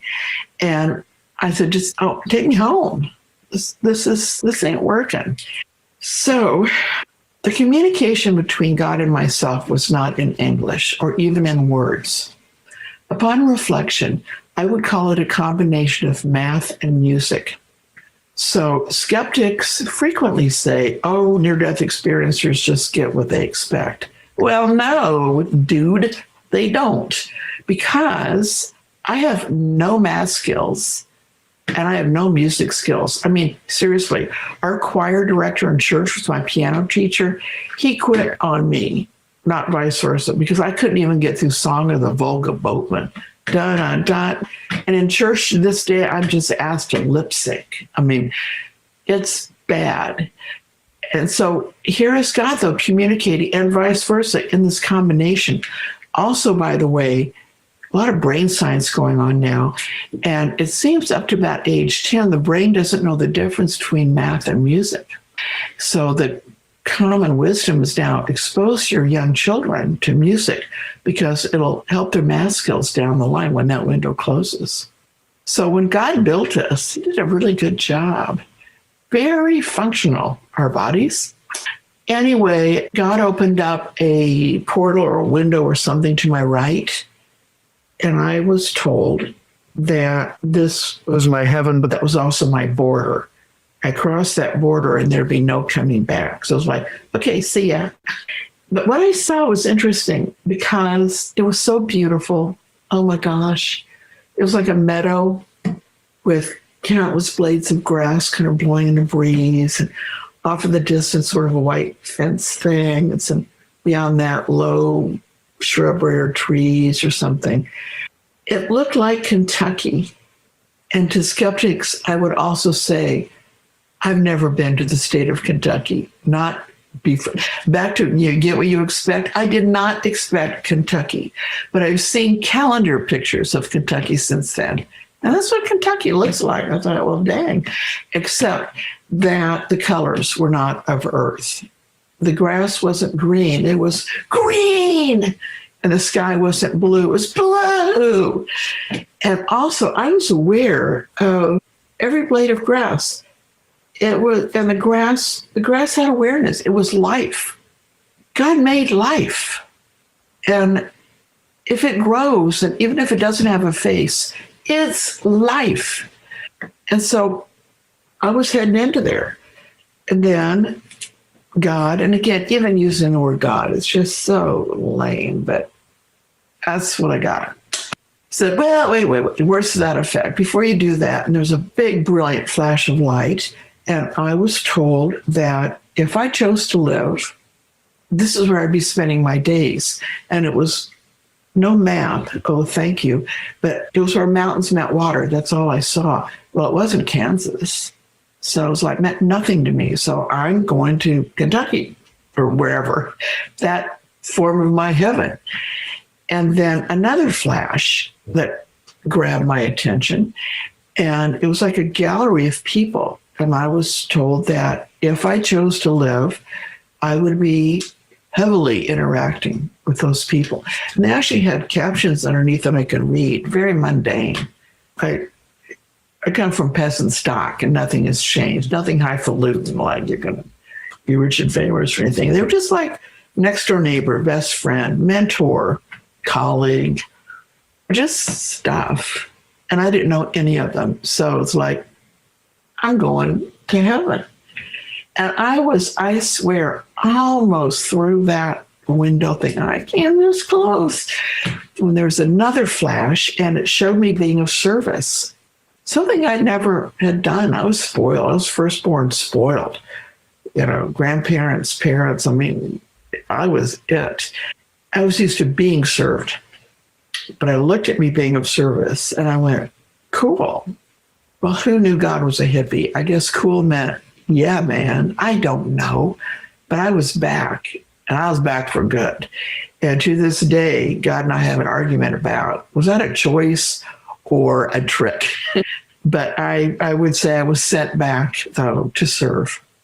And from that point on, everything has fallen into place. Everything I have needed to do to be of service to others has just been right there. And it's been very interesting. So again, I survived. And I had a hamster named Toto. So here comes the joke. I'm in Kansas. I got a hamster named Toto. I put in a bird cage in the front seat of my car, which I named the Green Weenie, my Volkswagen Squareback. And we left for wherever mountains met water. I didn't know, but I had to go. I knew that that was my mission. I had to leave. My family were in shock. I never left anything. I mean, I was the obedient one. I was the raised to be of service, to a guy, but, or my dad or to my pastor or whatever. But me going, I'm headed out for parts unknown. I've got $25 and I'm out of here. It was, upon reflection, traumatic for my family, and I'm sorry. But at that time, there was I-70, for those listening who are familiar with the roadways of America, but it was a big east-west vein. And approaching I-70, which at that time was a toll road, the weight of this experience was upon me. And I began to yell out to God. I mean, full volume. I hate change. I don't want change. I hate change. And then I began to cry. The blubbery, snotty, ugly, show your eye teeth. You don't want anyone public to see you crying. I was bawling my eyes out. Toto's going, what the heck, lady? And so I kept saying, approaching the toll booth, I hate change. I don't want to change. And then that's when I really found out about God's funny bone. Big sign that said, change needed. Oh, great. Now I can use some Kleenex. Guess what? I hadn't noticed, but I'm sure my mother put it there. But I hadn't noticed until I went, okay, I can use like the Kleenex. As I'm working my way to where change was needed, I looked down and there were bucket seats, and behind my emergency brake, there was a white box with big black lettering that said Kimberly Clark. That's my name. Well, it's also a paper manufacturer. They make Kleenex. And toilet paper. Now that you know that, every bathroom you go in, you're going to see me. I'm in every bathroom. Kimberly Clark. Thank you so much for watching. As a way to show my gratitude, I am continuing to offer my one-on-one sessions almost 75% off what they were. I personally love offering the lower prices, and you guys do too, because you've been booking up my sessions and supporting me, which I so much appreciate. My spots are limited to 6 sessions per week, and they fill up extremely fast. So don't wait, book your spot today. You can sign up for a 25-minute energy healing, a 45-minute energy healing and spiritual coaching session, or you can pick a custom session and we can fit the session to meet your needs. We can just talk. Some people just want to talk about deconstruction because they don't have anybody else to talk to. I am here for it. I love meeting you guys face to face and getting to spend some time with you, and I am here to serve you. Book your session here. Now back to the show. Anyway, so I grabbed some Kleenex. I was like, oh, funny, Hong Kong. And then made my way across America and had adventures at every stop. But outside of Hayes, okay, so I got Toto. I'm leaving Kansas. Outside of Hayes, Kansas, took Harbor because there was a small tornado. It was small, but it terrified me. So we have the tornado. And ultimately, I wind up where mountains do meet water, Seattle, Washington, known then as now as the Emerald City. So I am Dorothy. God sent me to but I'm like Dorothy if I never left Oz. But I've been living in a wackadoodle place ever since then. And again, everything I've needed to be of service just happened. Graduate school, no problem. Tuition, paid. Job, here. They're offering this to you. I've never applied for a job in my life. And I retired as a clinical assistant professor at the University of Washington. I taught death and dying in the School of Medicine for 20 years. Me, this little kid from Kansas. But it was all just given to me on a silver plate. The work within those jobs was hard, and I became the death and dying social worker. Well, guess what? I wasn't afraid of death. So butterflies came out of my mouth when I was calming scared patients or grieving families and friends. I just knew the words without sharing them, because in my brain, Harborview Medical Center still is a trauma center that serves 1/4 of the landmass of the United States. And so this is a big place. And I worked on the intensive care unit and coronary care unit, back up in the emergency room with the burn unit, neuro intensive care unit. People were dying throughout the day and night. And it was my bread and butter. And I was very, very good at what I did. By the way, after I left that, after 10 years, I then founded the Department of Social Work at the world's first bone marrow transplant center. At that time, only children were admitted, and half of them died. Again, and they asked me to, they headhunted me. I've just always, again, been in the right place.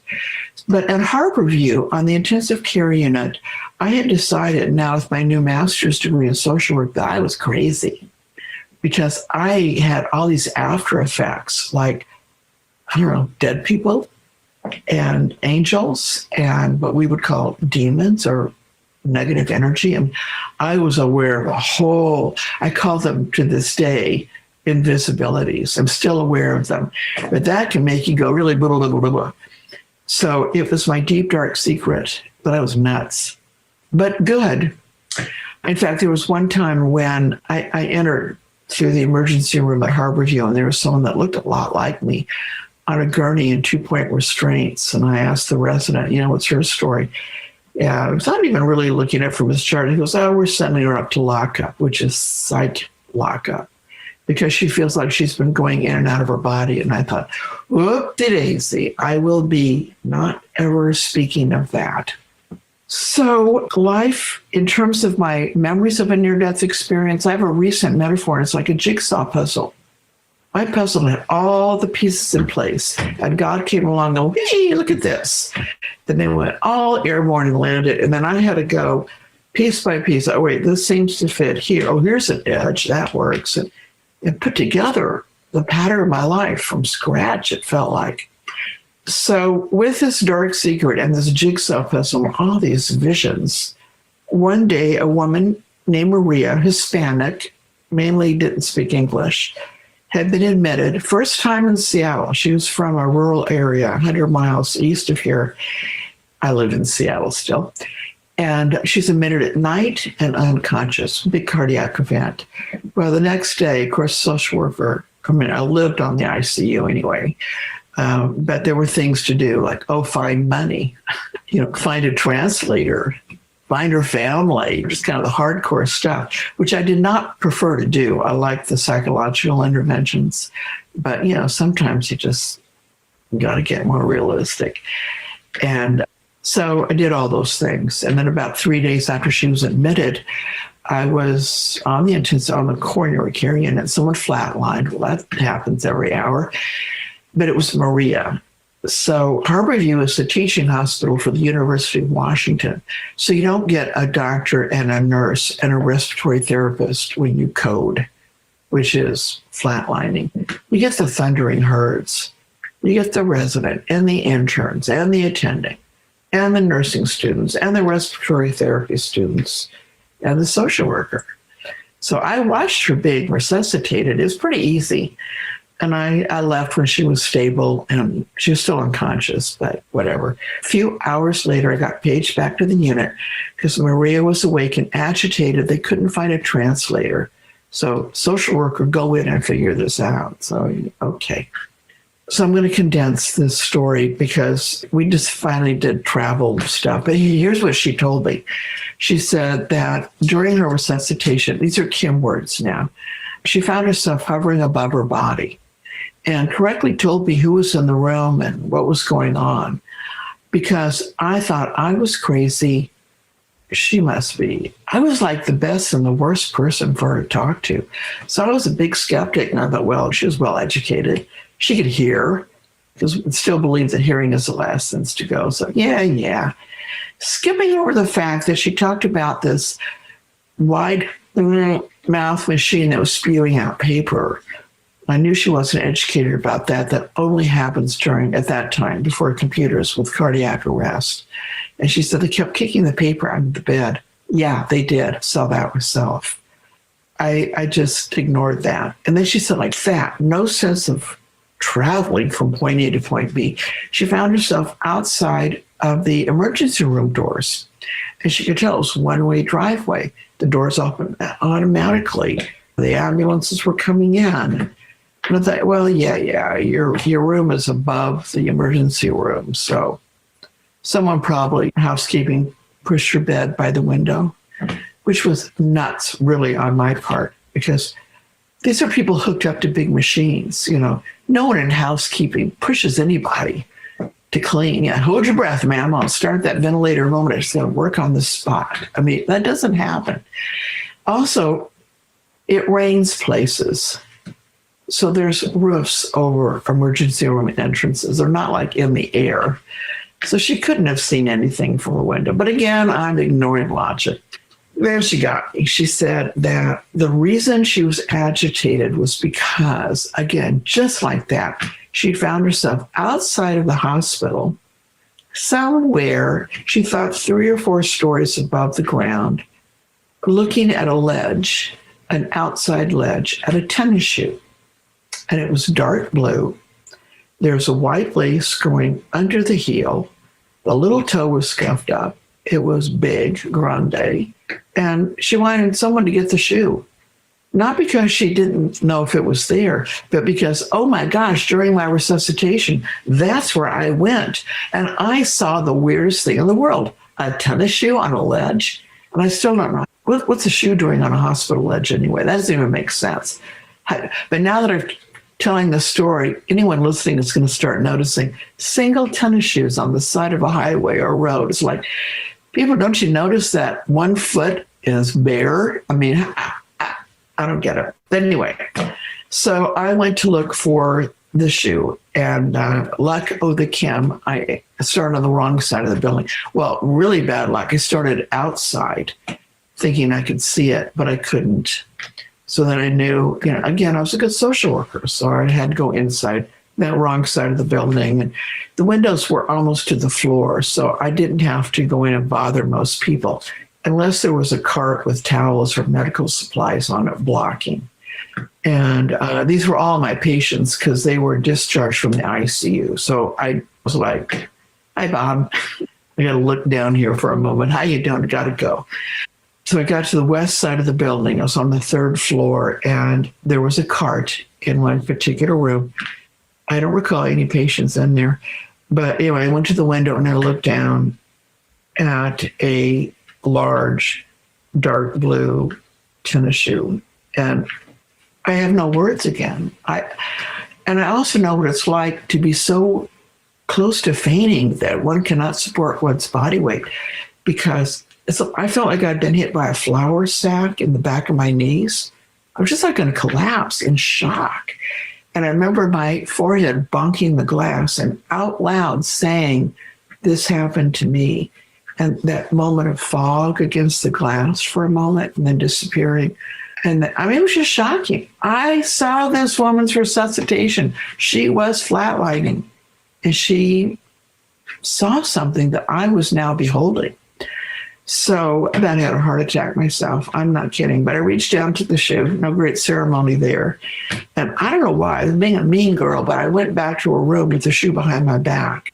Asked her if she knew anything else. What's the inside of the shoe look like? And all she knew was about that scuffed up little toe and the white lace going into the heel. Should I get it confused with any other tennis shoe on Penny Ledge? I mean, come on. But indeed, it was exactly what she described. So then I pulled it from behind my back. And at that point, I suddenly knew Spanish. Viva Zapata. And back then, I know this will come as a shock to listeners, but when one was sick, one actually stayed in the hospital until one was well enough to be discharged home. It's really different now, but she was in the hospital for 3 weeks. This wasn't a hit and miss. I really got to know her. And that shoe sat in that hospital room for any and all to behold. It became the shroud of Turin of Harborview. And when she discharged, she gave me the shoe. And then I followed her for 3 years in cardiology clinic. Again, this wasn't like, oh, I met this woman briefly. I mean, I knew her for years. And then I actually went backpacking, and one of my graduate students took over for me, and I was gone for months and came back. Maria had been a no-show for one of her clinic visits, and I never found her, never saw her again. I don't know what happened to her. So, but I had the shoe, and now skeptics say, oh, well, if you show me the shoe, then I'll believe. To which I say, it's in our garage, in an unmarked box. We have a 900 square foot garage filled with Ola from yours truly. You want to find the shoe, have at it. No one's taken me up on it. If you enjoyed this video, you'll find the link to the full interview in the description. You'll also find my guest links and a link to sign up for a one-on-one session for me. You can join the sanctuary, become a YouTube member, or find LCL merch. Thank you so, so much for your support. Now go do an act of kindness for someone in your life. Be loved, be happy, be at peace, and I will see you in our next video.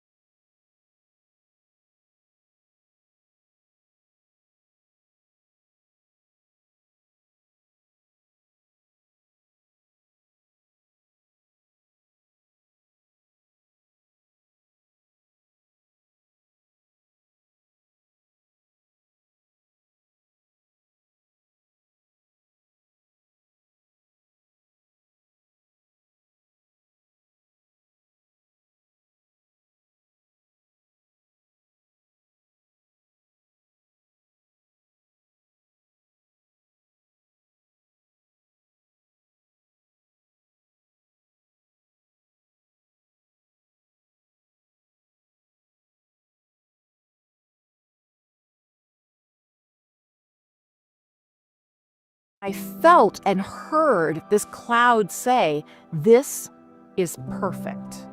And somehow I knew the cloud was referring to me. I am so not perfect. I am not all that. And they said, "Oh, you don't understand how this works. See, you are designed with your skills, abilities, talents, interests, preferences, as well as your faults, your foibles, your hot buttons, your issues, your challenges. And we put all of that together to create exactly what is needed right now. You are perfect because of your imperfections."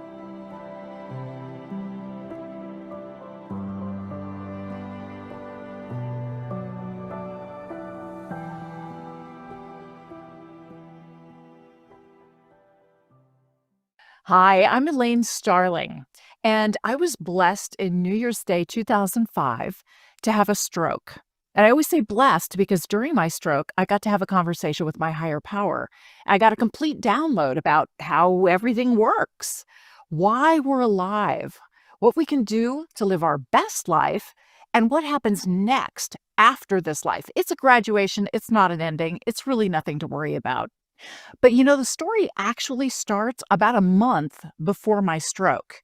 It was on my birthday in early December, and I was really struggling with a company that I owned. I just couldn't figure out how to restructure what I was doing so that I could enjoy my work again. And it was really frustrating. It was getting more difficult and more time consuming and less profitable, and I just couldn't figure it out. And I told my husband, "You know what? I am so blessed in so many areas of my life. I feel guilty for wanting more.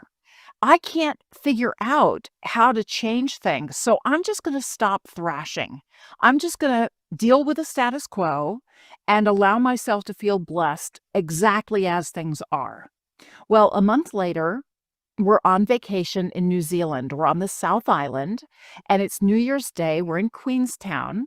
We've had breakfast. We're walking around the town. There are a few little shops that are open. And all of a sudden, I get tunnel vision with little sparkles around the outside of my vision. And my balance gets kind of wonky. So my husband takes me over to a park bench and has me sit down. And then my right arm went numb and the right side of my face went numb. And those are both classic symptoms that you're having a stroke. So he walked me to a medical center. They didn't even have a hospital at that time in Queenstown. So they walked me to a medical center, and the person there gave me an aspirin. And then they asked me to describe a poster on the wall, and I knew exactly what they meant, and I knew exactly what it was. But the words that came out of my mouth made no sense. Now, through this whole experience, I felt great. I felt awesome. I felt like it was a lazy Saturday morning, and I just wanted to roll over and go back to sleep and hit the snooze alarm.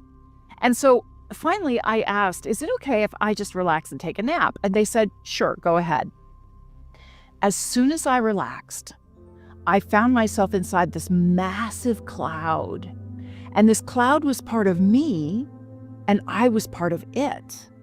And I felt and heard this cloud say, "This is perfect." And somehow I knew the cloud was referring to me. I am so not perfect.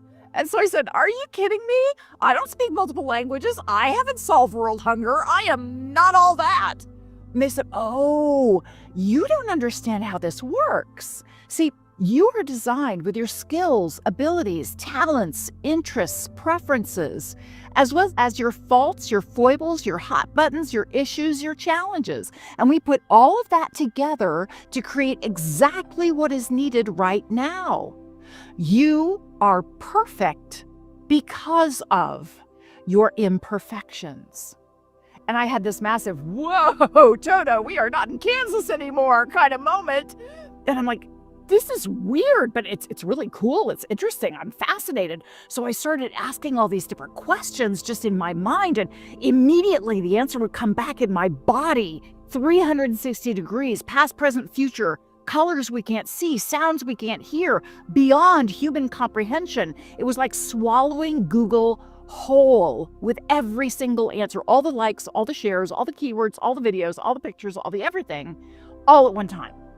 And it was so freaking cool. And after a while, I'm really having fun with this conversation with the divine. And I notice other entities that are going by, and I see other spiritual masters. And, you know, I don't want to leave this conversation that I'm having with the divine. I don't want to get distracted from this. So I do, you know, the little head dip kind of thing. Hey, Jesus, you know, nice to see you, but I'm busy here.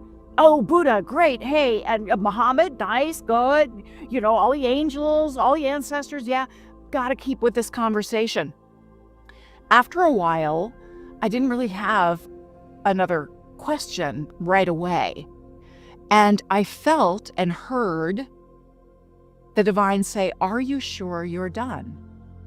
And I said, "Oh no, we're halfway through our vacation in New Zealand. It is freaking awesome. We love this place. You should really check it out." "Oh, right, you probably know all about it." And he said, No, that's not what we mean. You said you were done thrashing. You said you were done trying to figure it out. If you're sure you're done, we can use that ectoplasm for something else. Are you sure you're done? Well, I was having a lot of fun, but I also had a deep inner knowing that I was very close to something important. And if I chose to not go back to my physical being, I would have had to start all over again to get back to where I was at that moment. So I said, no, I'm not done. And I heard, great, get back and get busy. And I came out of the stroke with absolutely no damage. That was my experience. It was beautiful. It was remarkable. And it was also, you know, it's interesting. People talk a lot about trauma, and they usually refer to it in negative terms. Well, there is such a thing as positive trauma, where something is so wonderful, but so far outside your human comprehension that it kind of freaks you out for a while. And so I went through some of that before I got enough courage to start talking openly about my experience and all of the messages that keep coming through to this day. I get divine downloads all the time, and they're wonderful. I didn't tell anybody about my experience, not even my husband, for 3 years after it happened. I was so blown away. I came out of the stroke with no damage, and I'm like, what just happened? That can't possibly be real. Surely I was making that up. That had to be my brain having a little whatever while I was in my stroke. But I kept getting divine messages. Things keep coming through. It opened a portal that allows me to really connect with the divine and get these divine downloads. And that's how I knew. It's like, okay, I'm not the person I was before. I received so many really beautiful downloads. And one of the most important ones was when the divine asked me a rhetorical question during our conversation. They said, okay, everything is love. You are love. The air you're breathing is love. The chair you're sitting in is love. The God of your understanding is love. Everything is love. So, how do you create more love when everything already is love? I was stumped. I had no idea. And they said, well, we decided to create human beings who do not think that everything is love. And because of that, you experience duality, the difference between what is wanted and what is not wanted. And that contrast creates a friction that gives you the superpower of choice. You either choose to step backwards in fear and try to stay safe with all the things that you already know and understand, or you step forward with grateful curiosity and love, looking for the blessings that are present for you.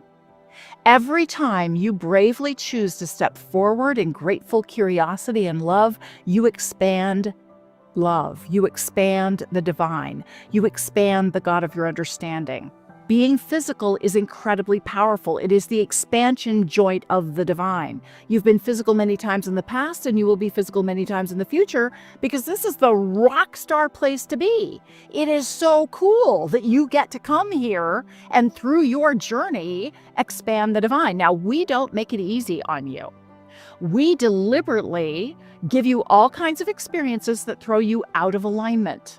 You go into your human self with judgment and criticism. And then you notice that you're out of alignment with the divine. You're not in a state of love and grateful curiosity. And you use the tools that you have learned. It could be meditation. It could be any of the tools that you know to get back into alignment. And that's being out of alignment and coming back in that is the important part. That's the part that expands the divine. It's not totally being in alignment all the time. We don't want you to do that. We want you to be in alignment, go out of alignment, realize you're out of alignment, and come back in. It's the coming back in that really grows the divine and grows you. There are many different tools that you can use to create your alignment. One of my absolute favorite ones, maybe you'll do this with me, it's to take 3 long, slow, deep breaths together. You can do this on your own too. And as we breathe in through the nose, think the words, I am. And as we breathe out through the mouth, think the word consciousness. Let's do that together right now. Breathe in, I am.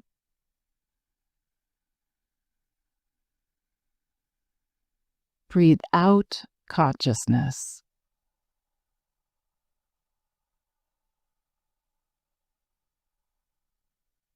Breathe in, I am.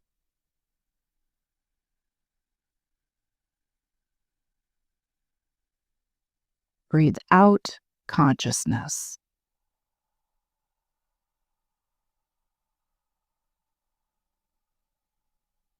Breathe in, I am.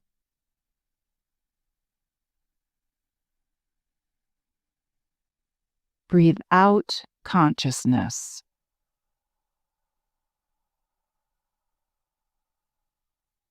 And as we rest for a moment here, in this beautiful space of infinite divine grace, you can feel how deeply loved and cherished you are by the God of your understanding. You can feel yourself floating joyously in an ocean of love, an infinite ocean of love, guiding you, encouraging you, supporting you to more and more love, to discover the beauty within. Take another deep breath in. And when you're ready, open your eyes and come back into the room.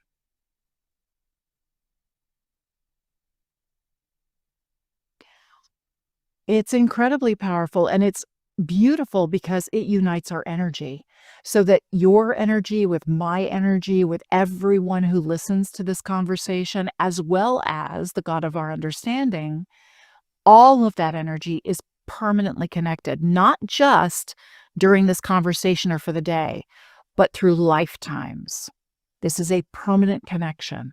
So anytime you're feeling a little off or a little bit out of alignment, you can remember that you're part of my 216,360,600 people, because the cool thing is, even when you're not feeling it, somebody out there is, and somebody in that network is in a great space. Somebody's feeling aligned. Somebody is upbeat. Somebody's looking at the world with gratitude. And so just knowing that, you can step into an incredibly powerful human state that I call grateful curiosity. You don't have to have the answers. How wonderful that the mysteries, the magic of life is unfolding for you in perfect divine timing. You don't control anyone but yourself. And the best way to influence others is to be a good role model. When I first came back out of my stroke, I was really curious about how do I have this incredible experience again? How do I do this? And I got all kinds of research and did all this studying and took all these courses and all this stuff, really trying to understand my experience so that I could explain it clearly. And it was amazing what happened. But the key thing is you only control you. And whatever you believe is true for you, only for you, not for anybody else, only for you. You have more power than you realize. You are a miniature expression of the divine, and you are very capable of sending love and blessings out to everyone on this planet. And remember that whatever you give out is what you receive back. So do bless. You are a blessing and you are blessed, so you can bless. So bless your food, bless your water, bless other people, bless the traffic, bless everything, because it's all there guiding you to love. My website is theabundancejourney.com, and you can find me on social media, Elaine Starling or Elaine Abundance. Yeah, those are the two handles I use.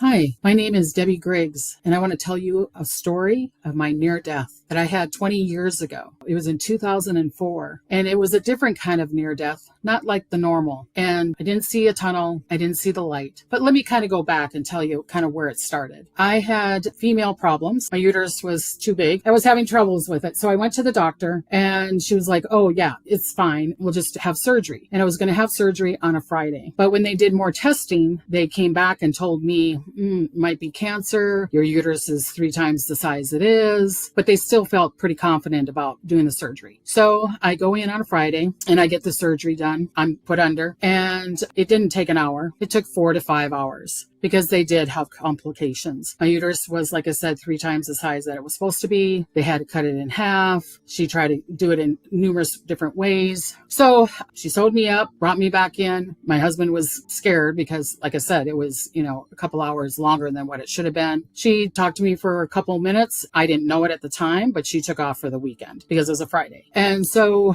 I was not feeling very good after that surgery. But of course, I had a major surgery and they had complications. So I was thinking, it's normal. So, of course, I was spending the night because I connect to Spirit since I was a child, but I've kind of toned it down. And Spirit said, here it is like midnight, and it woke me up and said, stay awake. And I'm like, what? Why? And so a nurse comes in and she's like, I have to give you this medicine. And Spirit said, it's not yours. It's someone else's medicine. Tell her no. So I tell the nurse, no, that's not my medicine. Please check it. No, it's yours. Please check it. I want to see the name. Because again, the doctor took off. Nobody told me what was going on. But anyway, so then she comes back. Luckily, she came back and she said, you're right. It is not your medicine. It's the person next door. And so then I thought, okay, I can go to sleep. And Spirit said, no, you need to stay awake. A guy comes in and he's like, I need to give you this shot. And I'm like, no. Spirit's saying, no, that's not your medicine. So I told the person, please check it. I don't think that's my medicine. No one told me I was supposed to get that. And again, it wasn't my medicine. And believe it or not, it happened again. But this time it was with another pill. And then Spirit said, okay, you can go to sleep. Through this whole time that they're supposed to give me medicine, I'm not getting any pain medicine. I don't know why, but I fell asleep. So then I get up in the morning and then my husband comes in and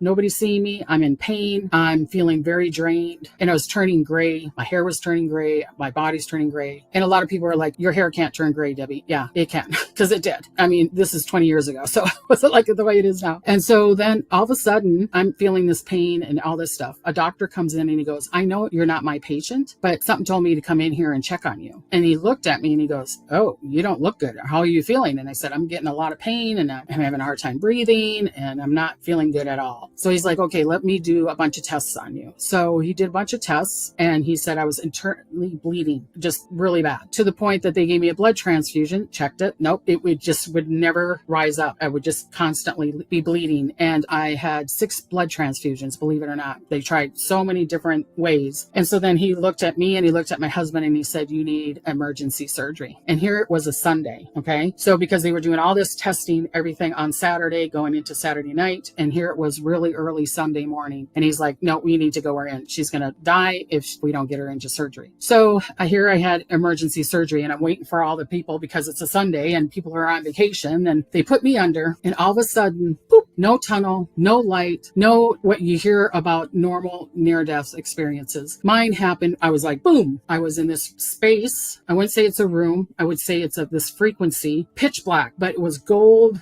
glitter all around me. And I'm sure it was probably some kind of frequency, energy, vibration entities. I don't know what the gold glitter was, but it was beautiful. And it was a really beautiful, beautiful energy or frequency or vibration. It made me feel fantastic, made me feel secure. And all of a sudden, this vibration, I won't say it was an angel. I could say it was part of an entity, I'm going to say, but I knew it was just kind of like a frequency or a vibration. And I felt like it was feminine. I felt like it was a feminine energy. And even though there is no gender there, and even though it's a combination of the feminine and the masculine energy together. So I'm going to say this entity, I'm going to see this female entity comes into me. And I was just like, okay, beautiful, bring it in. And it was like, she was telepathically telling me, I'm going to give you information. And I'm like, okay. We weren't talking with our mouths. We were talking through our minds, through our third eye, or the way you want to describe it. So all of a sudden, she puts me into this garden. And I don't know if I want to say it's a garden. I feel like it's a field, like a really beautiful field with wildflowers that were just beautiful, beautiful, beautiful field. And it was blue. And I think after the field was the ocean because they knew I love the ocean. But I wasn't in the ocean, but I was in this field and then there was a bunch of trees here, and her and me were like in this space. And so she was showing me, she said that everything is connected. And I'm like, okay. She goes, everything is connected. Everything is in the is. And I'm like, I have no idea what you're talking about. So then she said, well, every word, every feeling, every thought is connected. So she was telling me that. And I'm like, okay, every thought, every feeling, every word is connected. So then she pops me into another space or energy, and she's showing me talking to my mom. Well, my family is from Holland. So she showed me talking to my mom, and my mom talking to my grandmother. And she said, see, you said something to your mom's saying something to your grandmother's going to say something to somebody else, even though it's on the other side of the world. And I was like, oh, okay. And then she did it again, because I have an aunt that lives in New Zealand, and she showed me the same thing. She goes, it doesn't matter what direction it goes. It doesn't matter if it's up, down, all around. Every thought, feeling, or emotion is connected, and it can change the world. It's kind of like the ripple effect. Everybody, like they say, the butterfly effect. But she was showing it to me that way, but she was also making me feel it and sense it and smell it and taste it. Okay. And so then she also showed me that our thoughts, feelings, and emotions, especially when it's from a fear, worry, or doubt, is our body. And I'm like, okay. I'm like trying to figure that out. And she said, yes, because everything is a frequency, vibration, sound, and water, and that your spirit is in the is space. And I'm like, here we go with this is space thing. And I'm not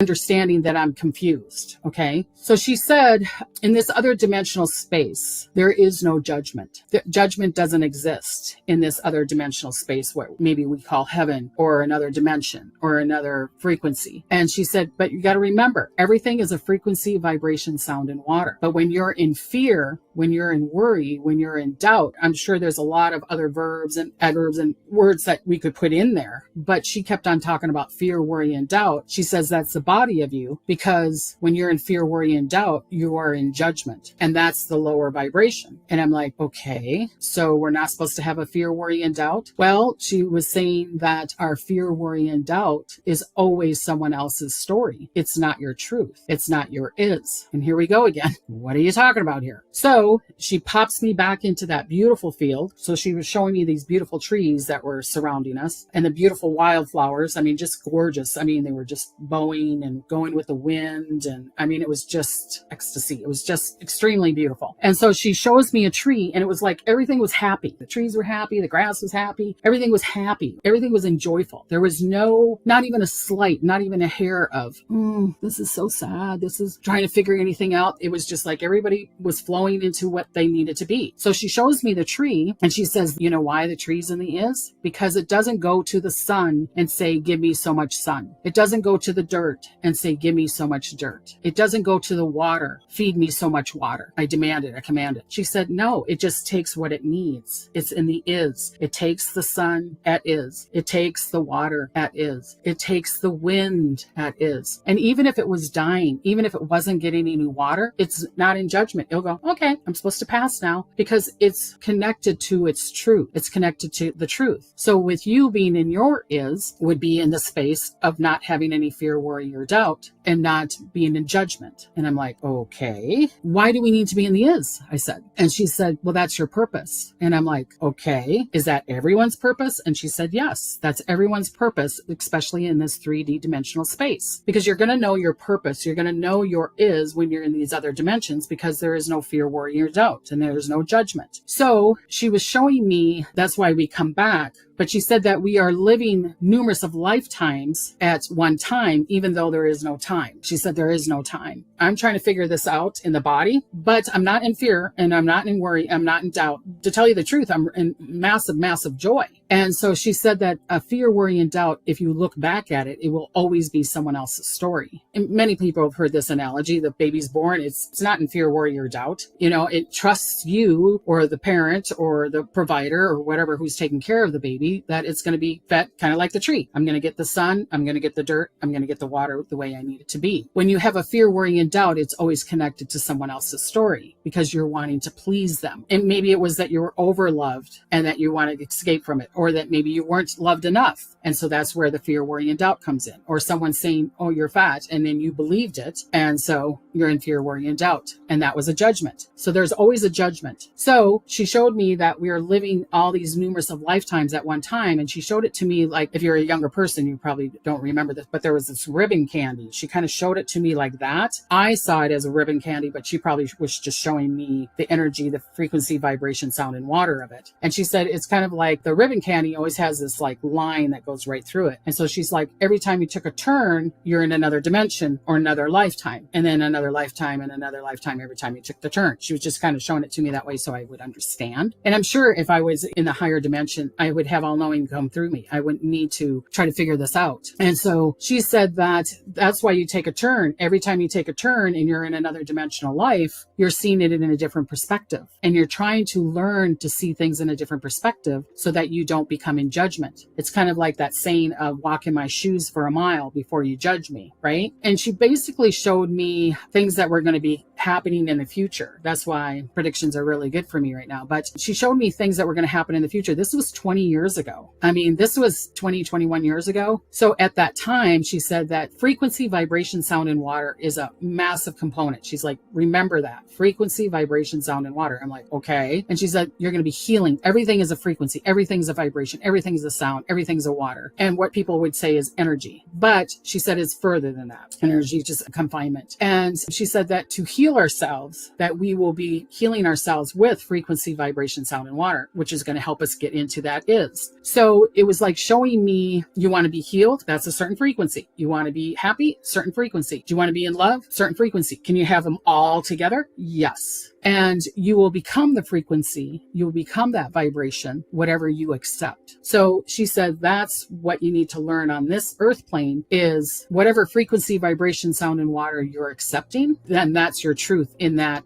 moment, in that second. You can choose, because we're in the 3D dimensional space and there's a lot of choices, you can choose to see it in judgment or not judgment. That's up to you. And they don't judge you for it. If you're like, I'm pissed at this person, I don't like this person, I don't like their hair that is purple, and they'll go, hey, you're the only one that's going to be accepting that judgment. And the other person doesn't need to accept that judgment. You could say, oh, I don't like you because you have purple hair, or, you know, you're short, or you're tall, or you're fat, or you're skinny. And if the other person does not accept it, then they won't carry my story. So what you're doing is when you're in judgment, you're putting your story onto other people. And so she was kind of showing me this thing, but she was telling me that the world could split, will be not splitting, dimensionally splitting, vibrationally splitting, frequency, vibration, sound, and water. If you're wanting to have the all-knowing, then you would have to allow yourself to be more in the is space where there is no judgment and seeing things in all different perspectives. It was really, really powerful. But you got to remember, this is happening in seconds. So if I'm not describing it to the perfectness that it could be, I wish that I had the tape and it just downloaded onto you, because you'd be like, oh, I understand, Debbie, I understand. She also said that we all have a purpose, and it's from the homeless person to the CEO, to the doctor, to the teacher, to the astronaut, the leaf and the tree and the water and the grass. Everything has a purpose. And some purposes, if you accept what kind of purpose you want, is what will be evolved. So if you're wanting the purpose of, I want to help people, Debbie, I want to heal people, but you can heal one person or you could heal 1,000,001 people. Okay. But your purpose is what brings you joy. If it's joy of selling worms, great. Like she showed me all of a sudden, like Gentle Ben, the big clock.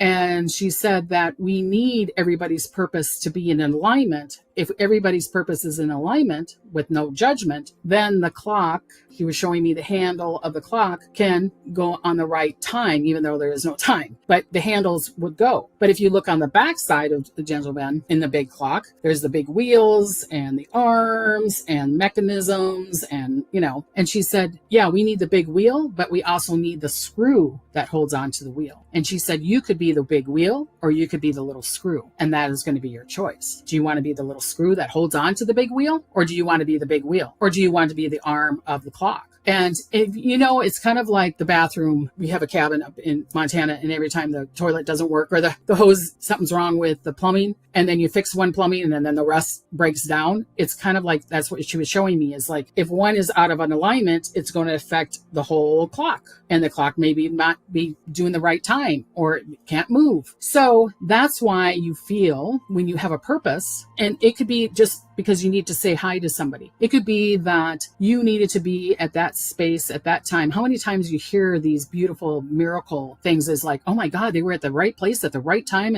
and you know, some people say it's coincidences, but it really isn't a coincidence because you're on your right path. You're supposed to be at that space. It could be that someone wanted to jump off the bridge in a not a good way, and you go up to them and go, hey, could you take a picture of us? And that made them just change their mind for not da-da-da. But then she was also showing me that every birth and every death, no matter how you pass, no matter how you are born, is in your chart. And you are choosing that. You're choosing that way to go. But she was showing me a lot of things. But then she was also showing me that you're going to have choices. You're going to have major choices of, you're going to go to the same point. It's kind of like that song, you take the high road and I'll take the low road. We'll meet in Scotland together. So she was kind of showing me a high road and a low road, but you will get to that point. And there's going to be points in your life if you choose to take the low road where, yes, there's lessons and challenges, but maybe fewer. And then you could take the high road where there's more challenges and there's more lessons. And you would be like, well, why do I want to choose the high road if I'm going to meet in the same space? Because you're going to look at it in a different perspective. And what people would say, maybe in a higher dimensional space, a more knowing when you get to Scotland, to that point. Is the high road better than the low road? No. Is the low road better than the high road? No. It's your choice. So you're choosing this seconds of a day. You're choosing this constantly. Being blind to it and not looking at it, then you're going to just have to redo it again anyways. So it's your choice of how you want to perceive the world. We keep on coming back so we can see all facets of how the world runs or how this 3D dimensional space is so that we can be in the is. And so she's kind of showing me this all at once. And she said that what you accept is what, if the frequency is going on around you that you're like, I don't like this, what's going on in my life right now, there's some part of you accepting that frequency. You're accepting that story. You're accepting that challenge or that lesson. So some part of you accepted it. And if you're like, well, I don't want to accept it anymore, then you get to choose to take a lower road or a higher road or whatever. So there's many, many choices that you can take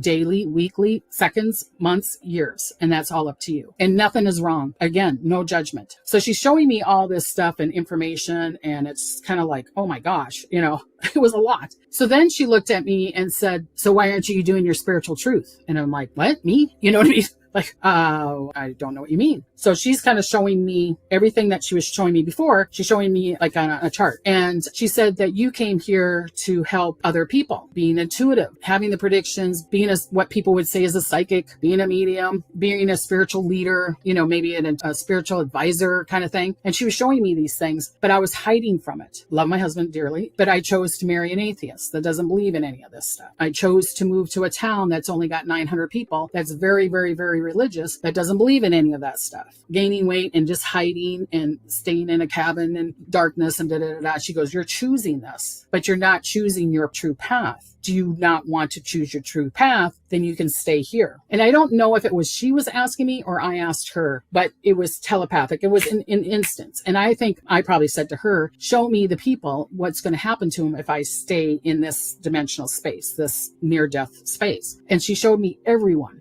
Everyone was going to be okay until she got to my son. Long story, but it was basically, I was the only thing that he had. And I saw my son and boom, I went right back to my body. And I'm like, oh my God, what the heck? Do you know what I'm saying? And I was like trying to process this. Am I still in this black hole? Am I still with the glitter? Am I still with the no judgment? Am I still with this feminine energy? No, I was trying to get back into my body. I was kind of like a deer headlights, kind of like, okay. So going through the normal things, the doctor made me live through it. The doctor was very good. The one that came in and said, you're not my patient. He's the one that did the surgery and everything. So he basically saved my life, or I chose to save my life to come back. And the doctor and the nurses and all that stuff, it was pretty bad. I could have sued him. I didn't. I just went home and I processed and I processed and I processed. And it was probably like a month later, believe it or not, and some people might not believe this, but that entity, that female entity came back when I was sleeping, and that glitter came back, that energy came back. And she's like, so why aren't you doing your spiritual truth? And I'm like, what? Here we go again. You know what I mean? What are you talking about? And I thought it was, you know, da-da-da. She goes, you're supposed to help people find their spiritual truth. And I'm like, what in the bleep and bleep does that mean? And she just looked at me and goes, And she went away. And so I would try to figure it out. But then she would come back months later and download me this information. And finally, she came to me, and I was living in Montana, and she had me go to a show. She told me how to go to the show, what to do the lecture. I'm not going to get all into that detail, but I was like, nobody's going to come to my show. It was in Portland, Oregon. I had to drive 8-9 hours all the way down there. My husband was okay with it. He's like, yeah, sure, I'll drive you down there. And I was like, okay, this is kind of going pretty easy. And I'm like, nobody's going to go to my lecture. She's like, she told me what to say, how to say it, put up a booth, do readings. I'm like, no, I haven't done this for the world at all. I've done it for family and friends, and I've been intuitive all my life. And she's like, nope, you need to go there, put on the table, do the lecture. They even gave me the biggest room. I went to the person that was doing the show and I said, why are you giving me the biggest room? I don't know anybody. Nobody knows me. And she's like, oh, well, and walked away. And I'm like, what is going on? I walk into the room is packed, and I did my lecture. I did my free 1-question readings. I got a standing ovation, and Spirit's like at the same time going, see, this is your truth. And so I'm like, well, nobody's going to go for readings. I go look at my table, and there's this long line of people going to my thing. So she does that. She will keep on downloading me information. But one of the things was that she keeps on bringing up is be careful with your words. Be careful with your vibration. Be careful with what you say or do to other people. Because I was in Montana, and this was probably 15 years ago. So it was probably 5 years after I had my near death and doing the shows and blah, blah, blah. And I was with a beautiful, beautiful lady, good friend, and very, very Christian. She's like, I'm not supposed to believe in what you do, Debbie, but you're such a nice person. And I don't think you're bad. And I'm like, okay, I accept you. And because I'm in no judgment, I'm like, okay, whatever. You know what I mean?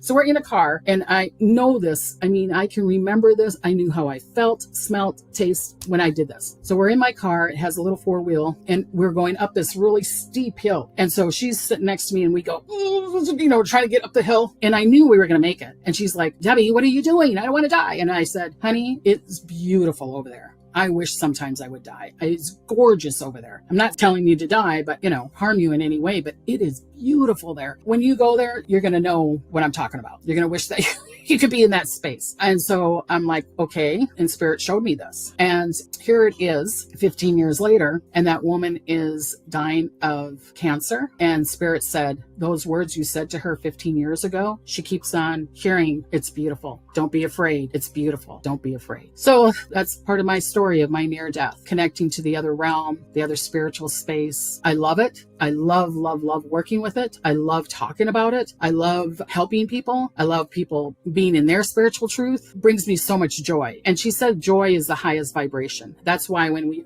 I was in that field in the trees, she says joy is one of the highest vibrations, frequency, sounds, and water. If you can be in joy of your family, joy of your work, joy of your home, joy of yourself, you get closer to the is. Then you get into that space of no judgment, because you can't have judgment and joy at the same time. Okay. So I hope you liked my story. I hope you got something out of it. And thank you for letting me tell you my story. If you want to know about me, go down in the description box below. I'll have all my information there where you can get a hold of me. And I want to give you a lot of blessings and smiles. I always say that to people, but also be in joy. Be in joy. Thank you.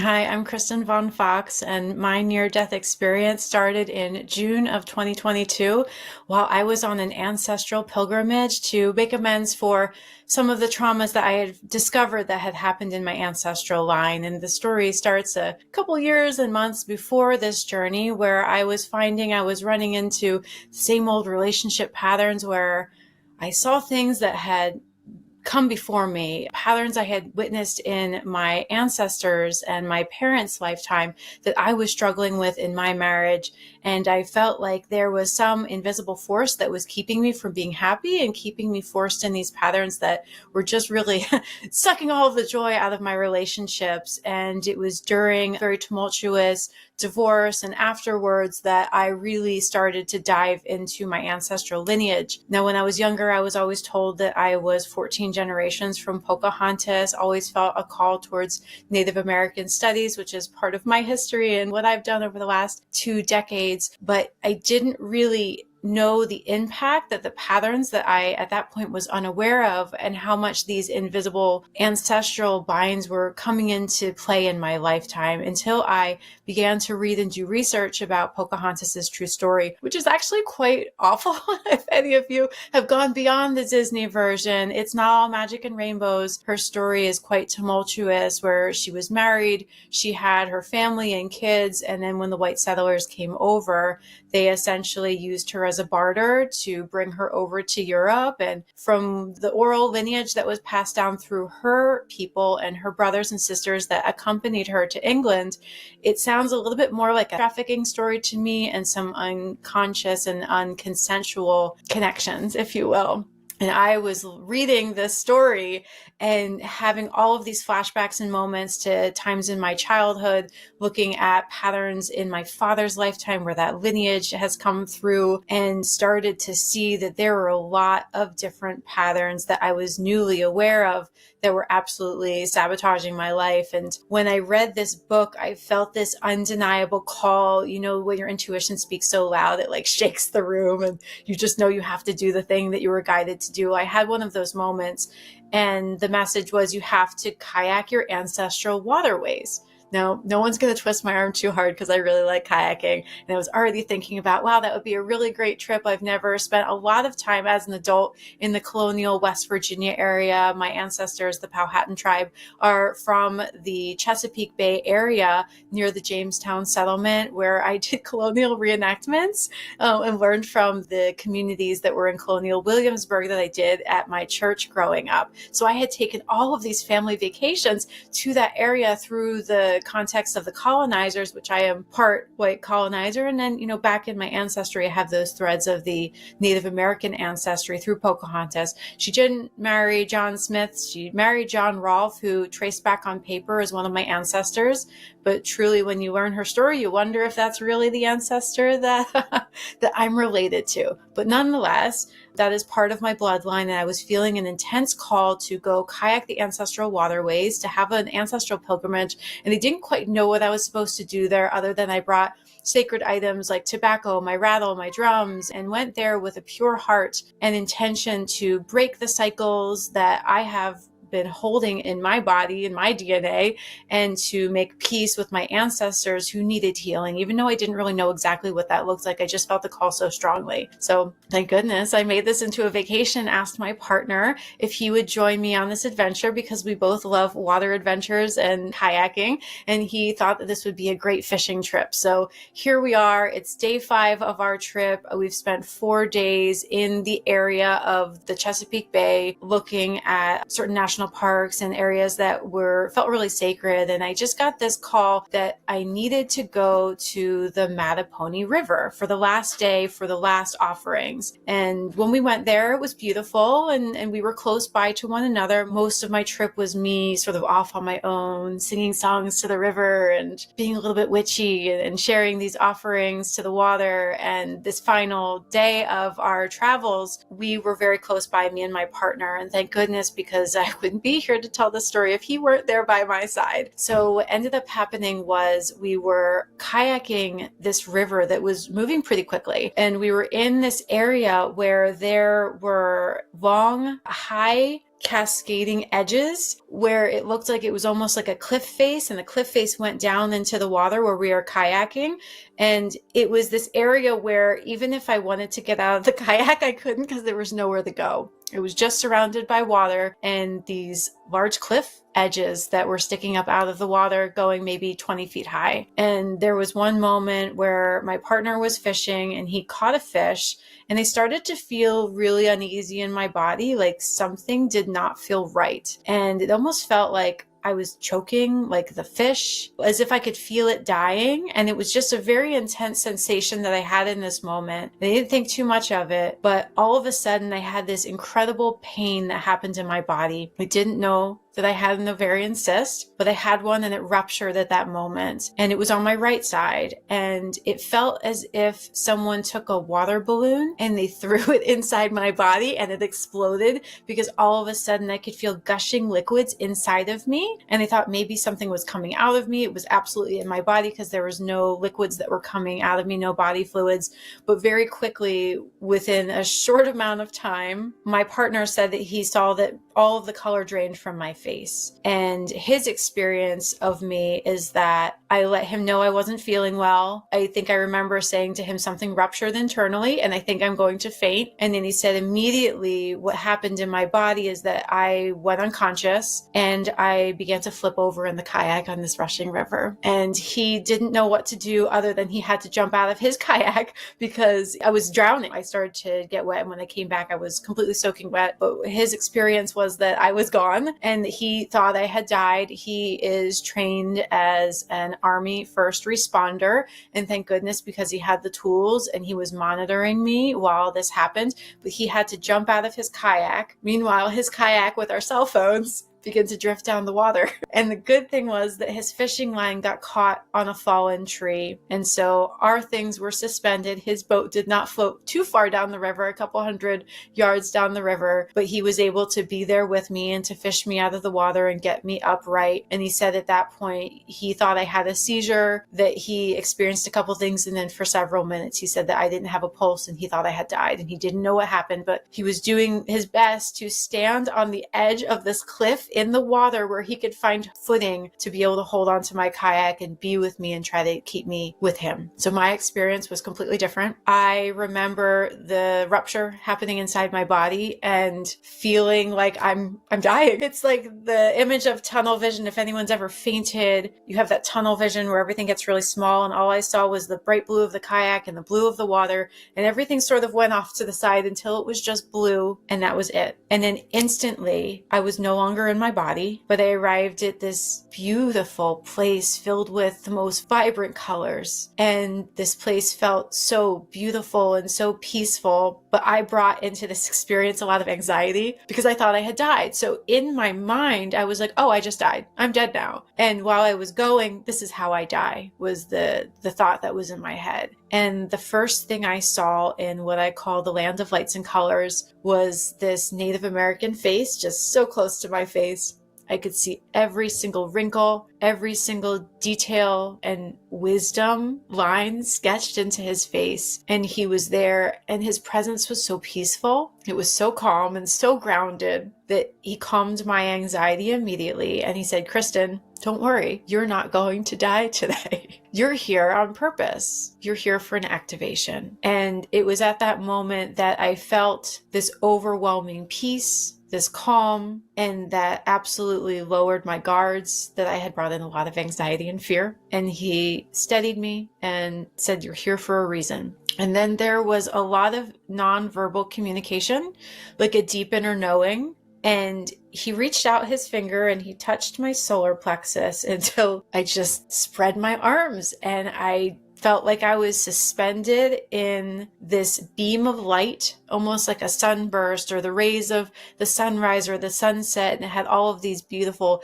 pinks and oranges and purples and such vibrant colors, more detailed and beautiful. It's like a sunrise on steroids. It's so epically gorgeous. And it was at that time that I was just suspended in this energy. And somehow it felt like my cells were turning into orgasmic bliss. Like every single cell was just emanating this really high frequency that felt like the peak of the best orgasm you could ever experience. And somehow my Christian upbringing just made that so bad and shamed that experience. And my ancestral guide shooed away the thoughts and he said, no, that's not meant to be here. These are old thoughts and ideas and programs that you've brought into this experience, but this is not what this is. You know, I sort of made this bad thing that I'm having this orgasmic experience with this male ancestor. And instead of having the shame to frame the experience, he pushed away those thoughts and said, just surrender to this and allow us to work on you. And so I finally let go. It was almost as if they pulled those old frameworks out of my mind and released them, because I had a lot of Christian shame growing up. Apparently it came with me to the afterlife or whatever this realm was. And so I surrendered to this, and I just felt all of my cells just being upgraded energetically. And it was this beautiful energy just rushing through all of my cells and all of my body. And it was during this time that I heard this guidance, and this guidance was, you're not done here. We need you to go back because your work is not done here. And we need you to bring this back to other people. And it took me a while and many months and years of integration to really work with that and to meditate back to that experience, which I was brought to a couple other times, which I'll reference at the end because it's been a journey. But in this moment, I gained this insight that it was important for me to go back and help other people with their ancestral work, because this was a culmination point of me doing my ancestral work. And I truly believe in retrospect that my soul orchestrated this experience to activate me in some way or to clear some of the past life junk that I had brought into this world. And all of that is still being revealed in every moment of the now. But in this moment, I was there and I saw a feminine ancestor who I truly believe was Pocahontas, but she was not really very close by. I could see a female figure off in the background, but she wasn't ready for me to connect with her. I was working mostly with this male ancestor. And I then suddenly heard this voice, and I saw this hallway that appeared, and down the hallway, it was very dark, it wasn't very well lit, but to the hallway there was a door off to the left, and there was a voice coming from there, and it said, come back, come back, come back. And I've done plant medicine work in this realm, in this lifetime, and I honestly thought I was coming back to a warehouse in Brooklyn where I did some plant medicine a number of years ago, because it felt like that experience. So part of my consciousness was thinking like, oh, I'm going to come back to this realm. But when that voice kept getting louder and stronger, it was almost like I was being sucked down that hallway and into the room on the left. All of a sudden, I opened my eyes and I saw the bright blue and remembered the kayak and the water. And I was soaking wet from head to toe. I didn't remember being wet or going in the water, but I just remember opening my eyes and then just remembering, oh yes, I'm in the Chesapeake Bay area in Virginia. And the pain was so overwhelming in my ovary that I could barely stay conscious. And I closed my eyes and I drifted back and felt my ancestors, but it was almost like as if they were a little bit further away. And it felt so beautiful to be there. In the moment I would close my eyes, all of the pain would go away. And I was just in this bliss. And then my partner was there shaking me, the voice saying, come back, come back. And he was trying to keep me back in my body. And I went back and forth for several minutes, moments. I don't really know exactly how long, but it was this push-pull to be on this side versus the other side. And I remember that my partner kept saying, stay with me, stay with me. And I just kept trying to go back to the other realm where there was no pain, and it felt like bliss, and it felt like so much unconditional love just enveloping me, this perfect place. And I didn't want to be there. It hurt so bad. And here I am on this water, and I have no idea what's going on. And I kept trying to drift back, and I kept being pulled back into my body until I could no longer access that place. And I remember that my partner was tying up a rope to my kayak, and he said, can you paddle?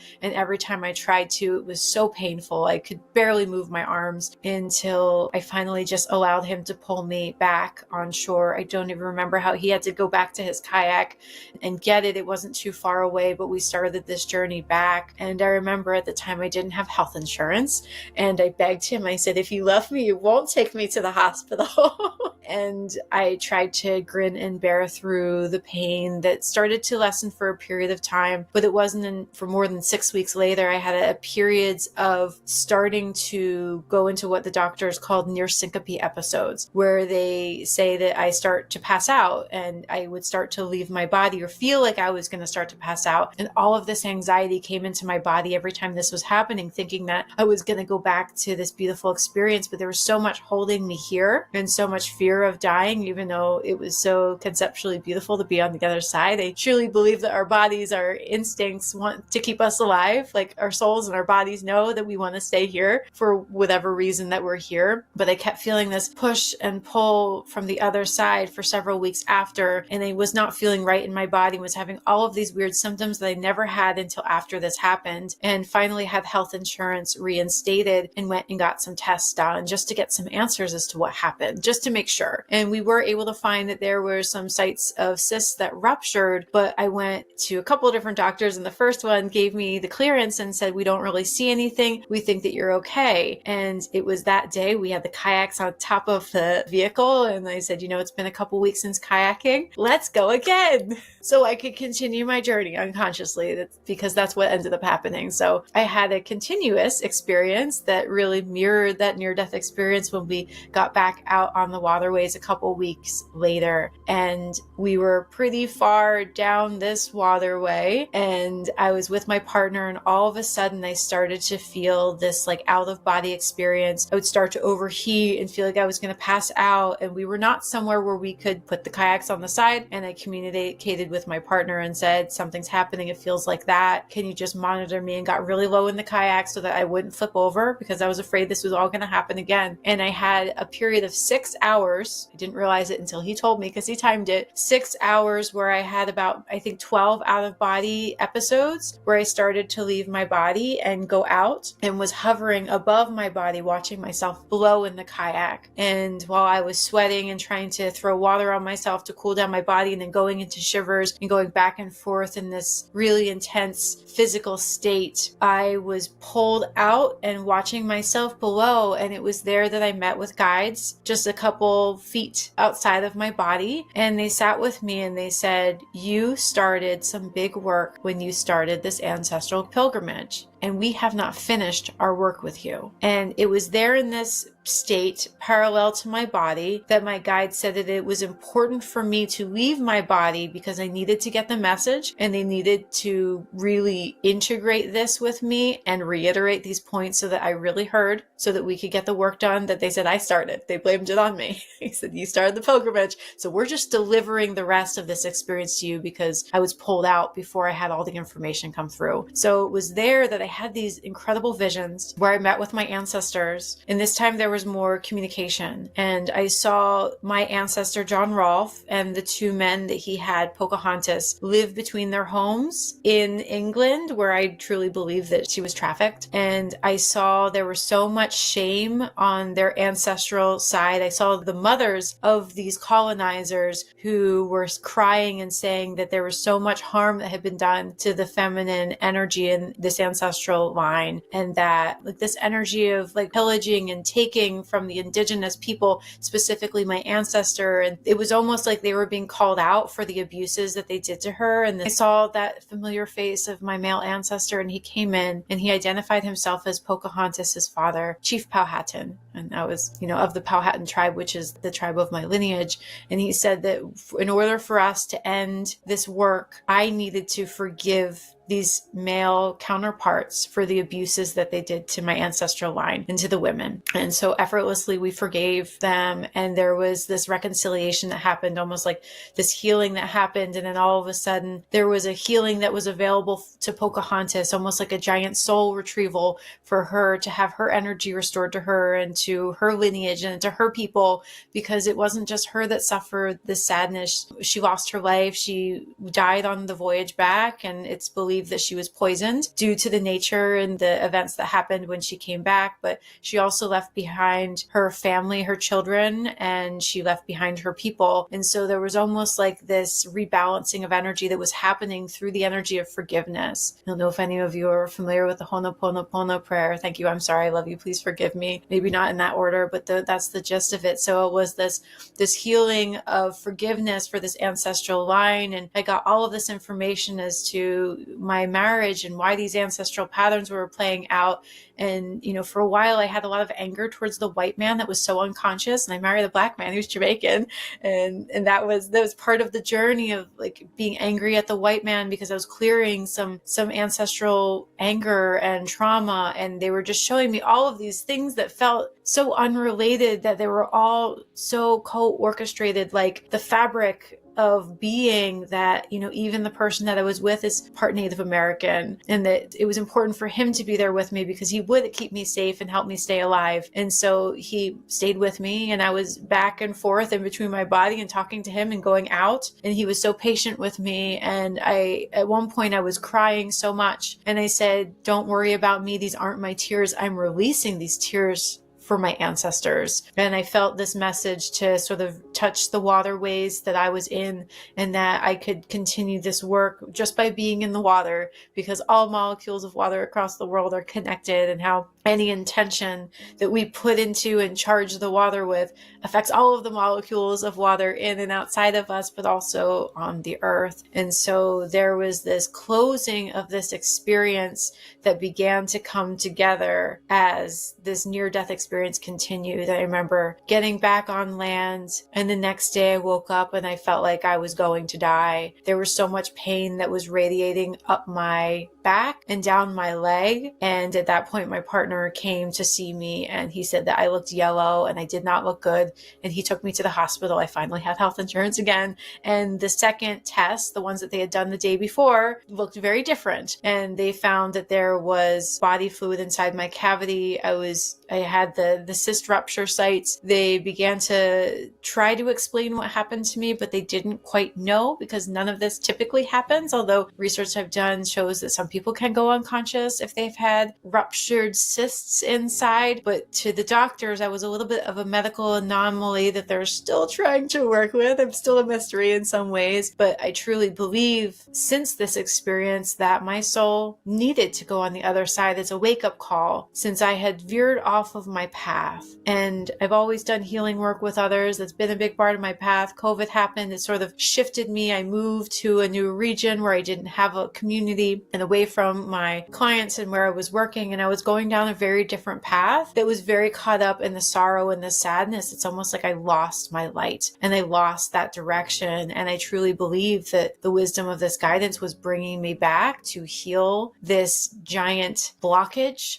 so that I could come back into the work that I truly believe I'm here to do, to help others with, to help with ancestral blocks. And it's been this beautiful experience of, well, also it's been a hard experience. Let me be really honest and real here. When you go to the other side, it is so beautiful and there's no pain. And on this side, it kind of sucks sometimes. It can really hurt to be embodied the sorrows that we experience. And I experienced a long spell of depression, just not knowing why I came back, and recently had some medical issues that happened that I believe are kind of like a nudge from the universe to take me back to that edge that they took me to in 2022, as a way to show me that I said, I'm come back for this mission, and then I wasn't fully abiding to the mission. And recently I felt ill. I thought I was going to die. I had all of these weird things happening in my body. It's mold poisoning from a place that I lived in, but I started feeling like I was going to pass out again and having these near syncope episodes. And we've gotten to the bottom of some of what that is, but it took me to the edge where I was shown in a vision that when I came back, I said, I'm here for a reason. If I'm not going to do this mission, then I might as well not be alive. And I believe that I've sort of been like pushing up against this edge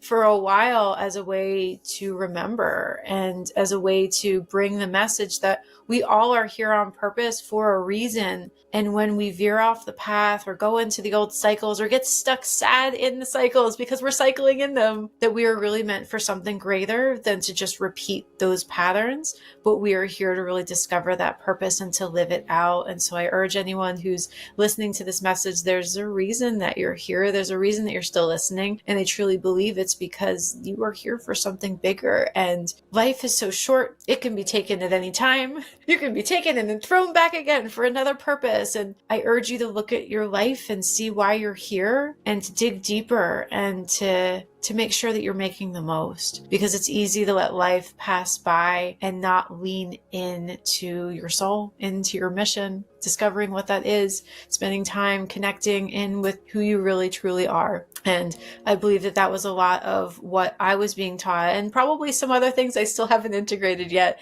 and I'm still discovering every day. But it was that humbling experience where I believe my ancestors brought me to where I needed to be to end some cycles so that I could really birth this new version of life and not be stuck, but to also know how important it is that we have to end those cycles and do it consciously so that we can come back here for a greater mission. So I appreciate you staying with me and spending some time listening to my near-death experience. And I send you all the blessings if you resonated with any part of this story, or you're curious about connecting with me in any way, or the work that I do around ancestral healing and life purpose work, then you can read more about me in the details below.